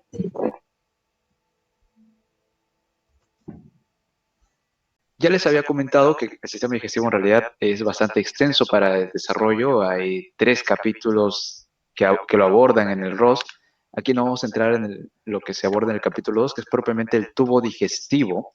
Y el tubo digestivo tiene generalidades. El tubo digestivo, lo importante que tienen que acordarse, tiene 4 capas. Siempre que ustedes describan un órgano hueco, se describe desde el interior hasta el exterior. O sea, desde la luz hacia el exterior. O sea, a partir de la luz, ¿ok? Entonces, un tubo, tubo digestivo, tiene 4 capas. De dentro, o sea, desde la luz, ¿no? Hacia la parte exterior, ya, tiene 4 capas. La primera, la mucosa. La segunda es la submucosa. La tercera es la capa muscular. Y la cuarta puede ser serosa, si es que tenemos mesotelio, o sea, tejido epitelial plano, simple, asociado a tejido conectivo, o adventicia, que sería solamente tejido conectivo. Ay, disculpen esta interrupción. A ver, un ratito. Ya, seguimos. Ok, entonces, adventicia es solo tejido conectivo. La cerosis es cuando está rodeado por el peritoneo visceral, ¿ok? Peritoneo visceral. Y no toda la parte del tubo digestivo tiene peritoneo visceral. Entonces, por eso que no toda la parte tiene serosa. Hay regiones que tienen adventicia, principalmente el esófago, ¿ok? Entonces, regresamos aquí. La mucosa, ¿qué podemos decir de la mucosa? La mucosa va a tener 3 componentes. Va a tener el epitelio, ¿ok? Que va a ser diferente del lugar en el que yo me encuentre el tubo digestivo. El tubo digestivo viene desde el esófago y se va hasta el ano, ¿ok? Entonces, todo es el tubo digestivo. Es un tubo, literalmente. Claro que tiene sus prolongaciones, sus dilataciones, etcétera, pero es un tubo. Y este tubo tiene diferentes epitelios dependiendo de dónde nos encontremos, ¿ok? Entonces, aquí la mucosa va a tener al epitelio. Debajo del epitelio, acuérdate tú que hablábamos de la piel hace un rato. La piel recubre la superficie externa, las mucosas recubren la superficie interna. En el caso del tubo digestivo, ¿ok? Esta no va a ser la piel, sino va a ser la mucosa. Ya. Y como símil de la epidermis, vamos a tener aquí al epitelio. Entonces, como símil del tejido conectivo que tenía que sostener al epitelio, en este caso de las mucosas vamos a tener a la lámina propia. Y particularmente en el tubo digestivo, las mucosas tienen un componente que es distintivo del tubo digestivo. No lo vas a encontrar en otros lados. Es la muscular de la mucosa, la muscularis mucosae. ¿Ok? Entonces tiene estos tres componentes la mucosa. El epitelio que cambia dependiendo del lugar en el tubo que nos encontremos, la lámina propia que sostiene el epitelio y la muscular de la mucosa. ¿Ok? La mucosa cumple tres funciones particulares: la protección, la absorción y la secreción. ¿Ok? Ahora, la lámina propia puede tener a sus glándulas. Generalmente en todo el tubo, la lámina propia está llena de glándulas. ¿Ok? Ahí no varía mucho. Luego, la muscular de la mucosa es un tipo de músculo liso, que ya mencionaba que es propio del tubo digestivo. En otro lado no lo vas a encontrar. ¿Ok? Ahora pasamos a la submucosa. La submucosa ya tiene un tejido conectivo denso y regular, ¿ok? Debajo de la muscular y mucosa viene la submucosa que tiene este tejido denso y regular, que tiene vasos sanguíneos, vasos linfáticos, plexos nerviosos. Principalmente aquí en la submucosa encontramos un plexo nervioso que es el plexo de Meissner o plexo submucoso, que va a controlar tanto aquí la muscularis mucosae como la mucosa, ¿ok? Favoreciendo su proceso de absorción y secreción, ¿ok? La muscularis mucosae, ¿por qué está aquí? O sea, ¿por qué aquí hay una capa muscular en la mucosa? Para el peristaltismo, no. Esta muscular de la mucosa no tiene función de peristaltismo, ¿ok? Esta muscular de la mucosa va a favorecer la secreción y la absorción, generando, ¿no? Aquí movimientos o proyecciones principalmente, favorece la mayor superficie o el incremento de superficie de absorción como también de secreción, ¿ok? Esa es la función de la muscularis mucosa. A diferencia de la muscular externa, que ya es esta capa muscular, que principalmente tiene una configuración de sí-le. ¿Qué quiere decir eso? Que es circular interna y longitudinal externa. ¿A qué me refiero con eso? ¿Ok? Si es que nosotros tenemos un corte transversal de este tubo, nos vamos a centrar solamente en la parte de la capa muscular, ¿ok? Entonces, internamente, o sea, hacia interno, los haces musculares van a estar así. Tú los vas a ver así, circulares. En cambio, en la parte externa, la capa externa, va a ser longitudinal y los cortes los vas a ver transversales, ¿ok? O sea, las fibras van así. Ah, ¿ok? Si el tubo fuera así, ¿no? Ya. Entonces tú los cortes lo vas a ver como si agarraras un montón de colores y cortaras a la mitad, ¿ok? Y los ves así, cortes transversales. Entonces tenemos la circular interna y la longitudinal externa, ¿ok? Ahora, en la submucosa, retrocediendo un poquito, también encontrábamos aquí a glándulas de la submucosa. Las glándulas en la capa submucosa se van a encontrar solamente en dos lugares en el tubo digestivo. En el esófago vas a tener aquí a tus glándulas de la submucosa esofágicas y también en el duodeno, que tienen un nombre propio, las glándulas de Brunner, productoras de moco, que favorecen aquí un moco básico, que favorecen la protección con el ácido que viene del estómago. ¿Okay? Entonces, en dos lugares tú vas a encontrar tus glándulas en la submucosa, en el duodeno, que se conocen como las glándulas de Brunner, y en el esófago. Estas glándulas de Brunner tú tienes que ubicarlas siempre que veas un corte y digas, ¿dónde estoy? ¿Estoy en duodeno? ¿Estoy en yeyuno? Ya. Hay muchas formas de identificar en qué parte estás del tubo digestivo, empezando con su epitelio, por ejemplo. El epitelio del esófago es un epitelio plano, estratificado, no queratinizado. A diferencia de la piel, este es no queratinizado. ¿Dónde más encontramos este tipo de epitelio? En la vagina, por ejemplo. La vagina tiene un epitelio plano, estratificado, no queratinizado. Pero ¿cómo yo sé si es que estoy en esófago o estoy en vagina? Fácil. ¿Te acuerdas que te dije? La mucosa, la muscular de la mucosa solamente está en el tubo digestivo. Entonces, si tú ves muscular de la mucosa en un corte donde estás viendo epitelio plano estratificado no queratinizado, dices, ajá, este es esófago. ¿Ok? Y es más, tú le encuentras glándulas en la submucosa. Uy, este es esófago por donde lo veas, ¿ok? Ahora, la muscular ya hablamos. Hay variaciones de la muscular, por supuesto. Por ejemplo, en el estómago se añade una capa oblicua interna, ¿ok? Por lo tanto, la siguiente capa sería una circular media y la siguiente sería una longitudinal externa. Entre las capas circular y longitudinal se encuentra el plexo, o sea, un plexo nervioso que va a controlar parte del sistema entérico, que va a controlar a los movimientos musculares, ¿ok? De esta capa. Y este sí va a ser el responsable del peristaltismo. ¿Por qué? Porque las fibras que son circulares contraen hacia adentro, ¿ok? Hacen las contracciones, aplastan, por así decirlo. En cambio, las fibras longitudinales permiten que estas contracciones se desplacen, lo cual es la base del peristaltismo, importante en todo el tubo digestivo, ¿ok? Y bueno, lo de adventicia y serosa ya lo mencioné, ¿no? Adventicia es cuando solamente hay tejido conectivo y serosa es cuando este tejido conectivo está asociado a un mesotelio, un tipo de epitelio plano simple, ¿ok? Ahora, en la muscular de la mucosa, la circular también puede volverse así. Esta muscular generalmente es de tipo lisa, muscular lisa, pero hay regiones donde tiene tejido muscular estriado, principalmente en el esófago. ¿Ok? En el esófago vamos a ver que la capa longitudinal empieza siendo estriado, ¿ok? Estriado visceral. No es esquelético porque no está unido a un hueso, pero es estriado al fin y al cabo. Tiene una inervación somática, ¿no? Entonces, esas configuraciones tiene la capa muscular y particularmente en el colon, la longitudinal externa se distribuye en tres haces, o sea, alrededor, ¿ok? Uno, dos, tres. Esas se conocen como las tenias. La circular interna, ¿ok? Como ya más o menos te das cuenta, constriñe al tubo, ¿no? O sea, está así rodeando al tubo. Entonces, puede configurarse en esfínteres. El esfínter esofágico superior, el esfínter esofágico inferior, que delimita la unión entre el esófago y el estómago, o el esfínter pilórico, que está entre el estómago y el duodeno. Configura esfínteres, ¿ok?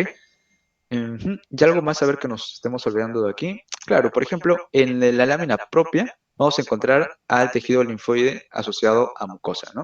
En este caso, vamos a encontrar también, por ejemplo, placas de Peyer que están más abundantes en el yeyuno ilium, ¿ok?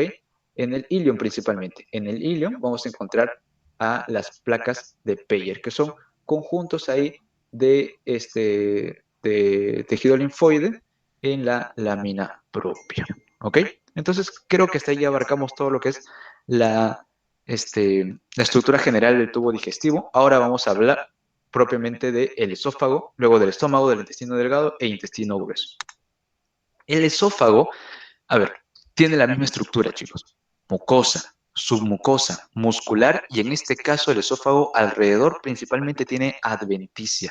Serosa la va a tener cuando atraviese el diafragma y esté casi uniéndose al estómago aproximadamente 1 a 2 centímetros. El esófago es un tubo aproximadamente de 25 centímetros, ¿no? El esófago es un órgano túbulo muscular cilíndrico que se une a la faringe que une a la faringe con el estómago. Y como se une a la faringe, en la faringe hay músculo estriado. Por eso que en el tercio superior, el músculo o la capa longitudinal externa va a ser principalmente músculo estriado. En el tercio medio ya va a haber una combinación de estriado y liso. Y en cambio, en el tercio inferior hay músculo liso principalmente. ¿Ok? Y eso ustedes saben la importancia, ¿no? El músculo estriado está inervado somáticamente y el músculo liso tiene una inervación visceral. ¿Ok? Luego tenemos aquí la mucosa, que es lo primero que deberíamos haber visto en realidad, cuyo epitelio es un epitelio plano poliestratificado o estratificado no queratinizado. ¿Ok? Con presencia de gránulos de queratoyalina, ya lo vimos a los gránulos de queratoyalina, pero en este caso no generan queratinización. ¿Ok? No hay queratinización. Luego la lámina propia presenta glándulas esofagocárdicas que son seromucosas y luego tenemos a la muscular de la mucosa, que son fibras musculares lisas longitudinales. En la submucosa, acuérdate que habían glándulas, las glándulas esofágicas mucosas puras. ¿Dónde más había? En el duodeno, ¿cierto? Ok. En la submucosa tenemos el tejido conectivo denso y irregular, que acuérdate que tejido conectivo denso porque tiene más fibras que células, ¿ok? Más fibras que células. Y aquí tenemos el plexo submucoso de Meissner, que controla principalmente a la mucosa muscular y a la mucosa principalmente. En el extremo distal ya hay plexos venosos submucosos. Y de la muscular ya te hablé, ¿no? Te hablé de que entre la capa circular interna y la longitudinal externa que estamos viendo aquí, fíjese aquí estamos viendo la circular interna. ¿Ves cómo los haces los haces musculares siguen una trayección circular y en cambio en la muscular, en la longitudinal externa, tenemos aquí fibras que están cortadas transversalmente? Eso es porque las fibras están o sea, longitudinalmente en todo el tubo, ¿ok? Aquí vemos el epitelio estratificado no queratinizado, su lámina propia, su muscular de la mucosa, su submucosa, etc. ¿Ok? La muscular de la mucosa aquí se está señalando. Todo esto aquí vendría a ser la submucosa. ¿Ok? Y aquí, por ejemplo, vemos una glándula en la submucosa que es propio del esófago y también, acuérdate de la de Brunner, en el duodeno, ¿cierto? Ok.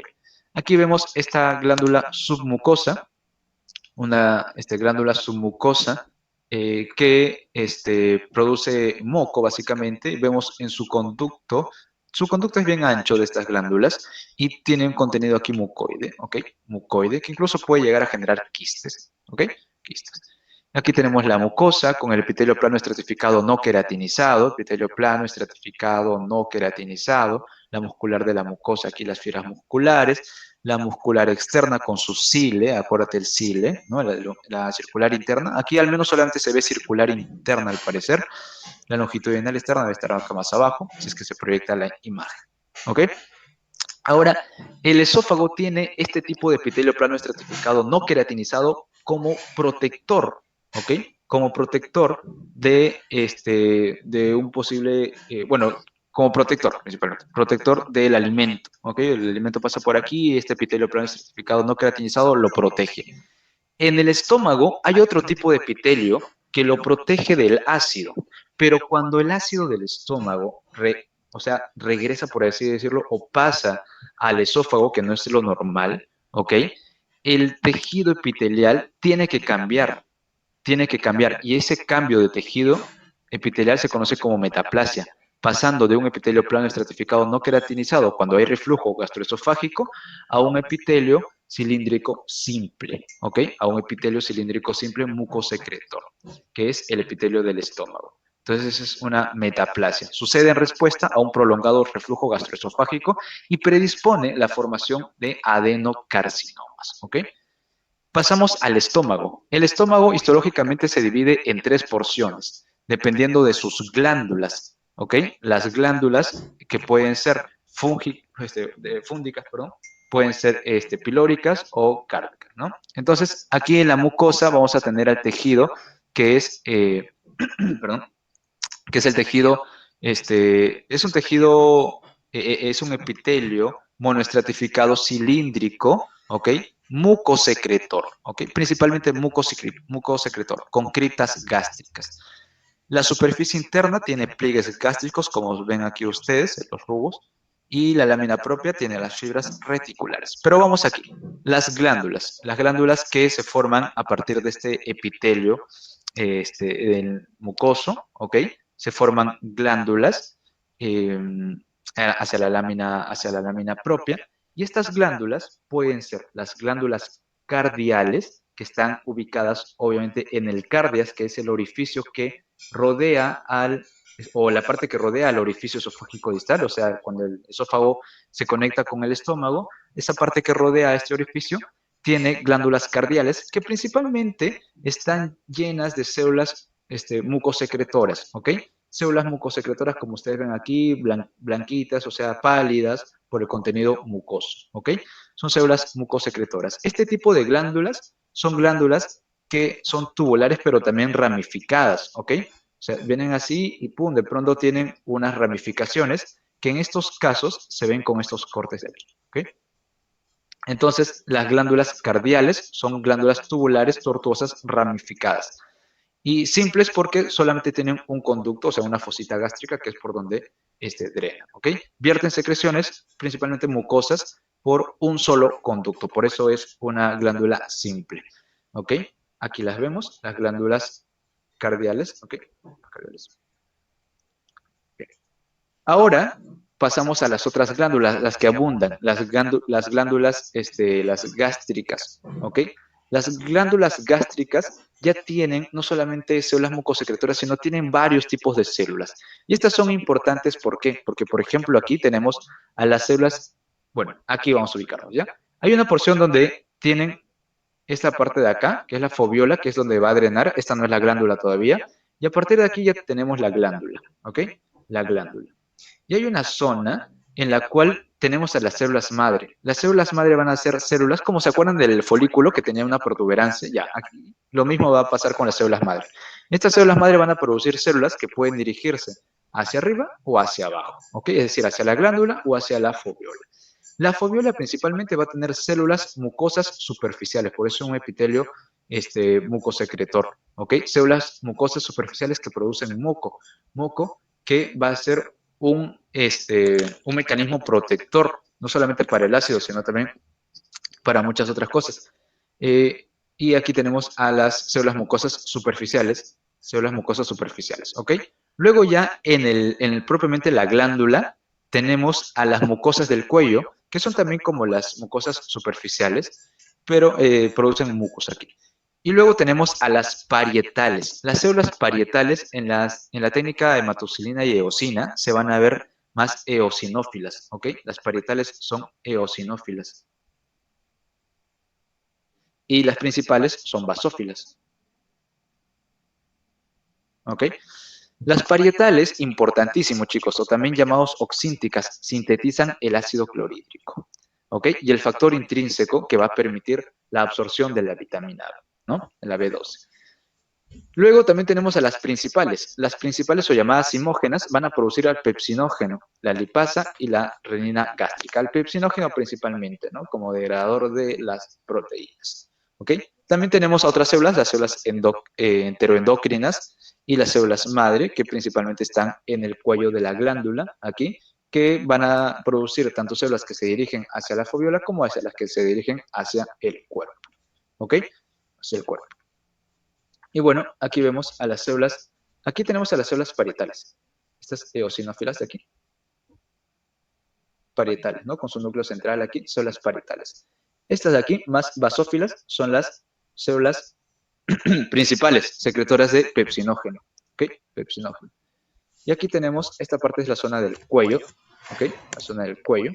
Y aquí tenemos a las células mucosecretoras del cuello. Y aquí tenemos a las células mucosas superficiales. Vemos así toda pálida, ¿no? Por este moco que secreta. Luego tenemos a las glándulas pilóricas. Las glándulas pilóricas están cerca del píloro, que es la unión entre el estómago y el duodeno, ¿ok? Y aquí también vamos a tener a las glándulas que son generalmente enrolladas, tubulares, contorneadas y ramificadas. Contienen células G y células con gránulos de lisosima, ¿ok? Y bien, pasando de la submucosa, vamos a la submucosa, donde encontramos nuevamente, acuérdense que en la submucosa tenemos al plexo submucoso de Meissner, y aquí en la muscular, ¿se acuerdan que les dije que añadíamos una capa, la oblicua interna, circular media y longitudinal externa? ¿Ok? ¿Por qué se añade una capa? Porque aquí empieza a machacarse, o sea, el estómago empieza a machacar el producto que ha entrado. Y aquí entre las musculares está el plexo mientérico de Auerbach, ¿no? El plexo mientérico de Auerbach. Y ahora pasamos al intestino delgado. El intestino delgado, acuérdense que tiene duodeno, yeyuno e ilio. El duodeno, igual, lo estudiamos también así, con la mucosa. En la mucosa, ¿qué vamos a ver? Aquí ya cambia el epitelio. Aquí vamos a tener un epitelio monoestratificado cilíndrico, con chapa estriada, alternado con células caliciformes. La chapa estriada son las proyecciones citoplasmáticas, ¿ok? Especializaciones apicales, que lo que hacen simplemente es, a ver, si es así, extender la superficie por donde se va a absorber, ¿ok? De una célula. Esas son las microvellosidades. Pero, en el intestino delgado también se proyectan evaginaciones de lámina propia con estas células del epitelio que se conocen como las microvellosidades. Las microvellosidades, perdón, las vellosidades nada más. Las vellosidades que también aumentan la superficie de absorción, ¿ok? Aumentan la superficie de absorción. Entonces, como también tenemos evaginaciones, que son vellosidades, así también vamos a tener invaginaciones, que van a ser las glándulas, ¿ok? Las glándulas que se conocen como glándulas de Lieberkühn, ¿ok? Las glándulas de Lieberkühn o criptas de Lieberkühn. Son glándulas tubulares simples desde la muscular de la mucosa hasta la luz intestinal, ¿ok? O sea, desde la muscular de la mucosa que está aquí, desde aquí hasta la luz intestinal son las criptas de Lieberkühn, ¿ok? Y en las criptas de Lieberkühn vamos a encontrar células, principalmente unas células que encontramos en el fondo, bien eosinófilas, son las células de Paneth, que tienen gránulos de lisozima, importantes para la vigilancia inmunológica aquí en esta porción. Y justamente aquí vamos a ver las células que encontramos en estas, tanto las vellosidades como sus criptas, ¿no? Tenemos a los enterocitos que van a tener, que son estas células cilíndricas altas con fusión absorbente. Tienen estas microvellosidades que en conjunto se conocen como chapa estriada, ¿ok? Las células caliciformes, acuérdate que esto está alternando con células caliciformes, son glándulas unicelulares que van a producir mucina, son células en forma de cálices, así, ¿ok? Y ahí tiene la mucina. Ahí. También tenemos las células de Paneth, estas eosinófilas que están ahí al fondo, que se ven aquí, ¿ven? Las células de Paneth, ¿ok? Estas células de Paneth regulan la inmunidad innata intestinal y microbiota. También tenemos enteroendocrinas como en el estómago, que van a producir hormonas, ¿no? Y las células M, que van a cubrir las placas de Peyer, acuérdate de las placas de Peyer, ¿no? Estas células, perdón, agregados linfoides en la lámina propia, y estas células M van a funcionar como presentadoras de antígeno, por eso que están cubriendo las placas de Peyer, ¿ok? Y bueno, en la submucosa que había, ¿te acuerdas? Las glándulas de Brunner, ¿no? ¿Dónde más tenemos glándulas en la submucosa? En el esófago, ¿ok? Aquí están las glándulas de Brunner en la submucosa, las glándulas de Brunner, ¿ok? Entonces, estas glándulas de Brunner son glándulas mucosas tubuloacinares, también son ramificadas y producen la urogastrona que van a regular el pH principalmente de esta porción, llevándolo hacia básico como método de protección también y para activación de las enzimas pancreáticas. ¿Ok? Solamente están presentes en el duodeno, acuérdate, las glándulas de Brunner solamente en el duodeno. La muscular volvemos a tener al cile, ¿no? A la circular interna y longitudinal externa, en medio de ellas al plexo de Auerbach. Y acuérdate que las contracciones de este cile permite el peristaltismo, ¿ok? Peristaltismo. Pasamos al yeyuno, la siguiente porción del intestino delgado, donde vamos a tener a unos pliegues circulares, o sea, más o menos así es. A ver, ¿ya? Son pliegues que están así, pliegues circulares, que son las válvulas conniventes. A ver, más o menos es que para aumentar la superficie de absorción tenemos a las microvellosidades, ¿ok?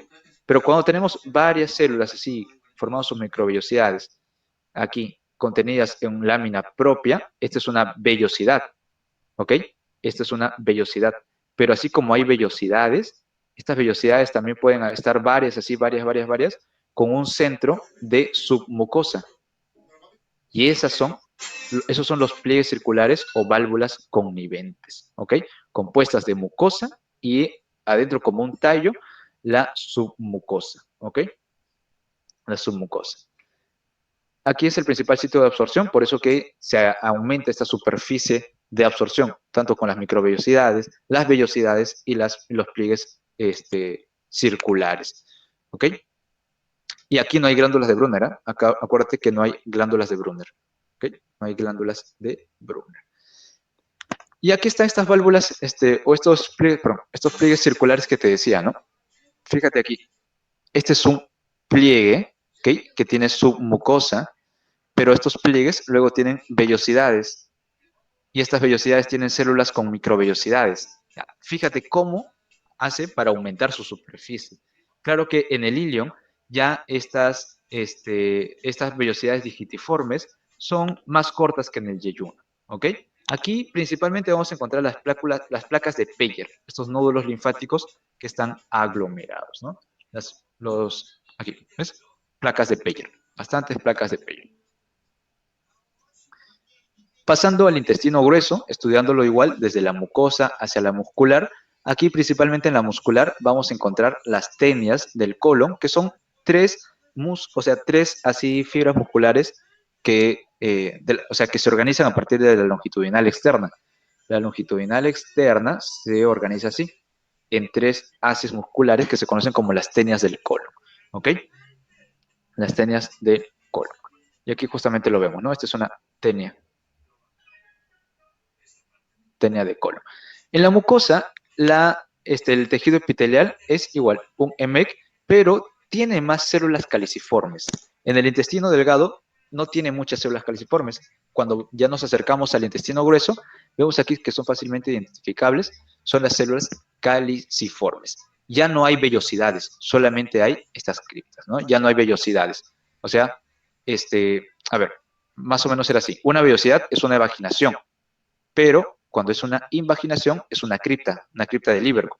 En el caso del intestino delgado hay eso, por supuesto, pero en el caso del intestino grueso ya no hay las vellosidades, solamente hay puras criptas, ¿ok? Ven aquí, puras criptas. Entonces, abundantes criptas de Lieberkühn, tubulares, rectas y más largas. Estas son las tenias. ¿Ven? Tenias, así. Son las tenias.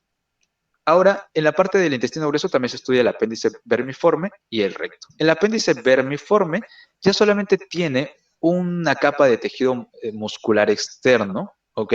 Es una estructura, ustedes saben, el apéndice, a qué nos referimos, a esta estructura tubular, flexosa, inferior y medial al ciego. Ven aquí estos nódulos linfáticos en la lámina propia, son importantes. ¿Importantes para qué? Para la patogenia de la apendicitis. Cuando estos nódulos se hacen hiperplásicos y se vuelven grandes, obstruyen la luz del apéndice y se vuelve como un saco que ya está cerrado, así favoreciendo la proliferación de anaerobios, por ejemplo, generando esta patogenia de la apendicitis, ¿ok? Por proliferación de estos nódulos linfáticos. En el recto ya encontramos la presencia de pliegues rectales transversos, ¿ok? Pliegues rectales transversos. Las glándulas de Lieberkühn son más grandes y hay plexos venosos prominentes, ¿ok? En la unión anorrectal, ¿te acuerdas que te dije que en los orificios de donde pasamos de superficie externa a superficie interna son zonas de transición? Es justamente eso lo que ocurre en la unión anorrectal. Pasamos de un epitelio monoestratificado cilíndrico a un epitelio poliestratificado ya tipo piel, ¿no? Poliestratificado, epitelio plano poliestratificado, ¿ok?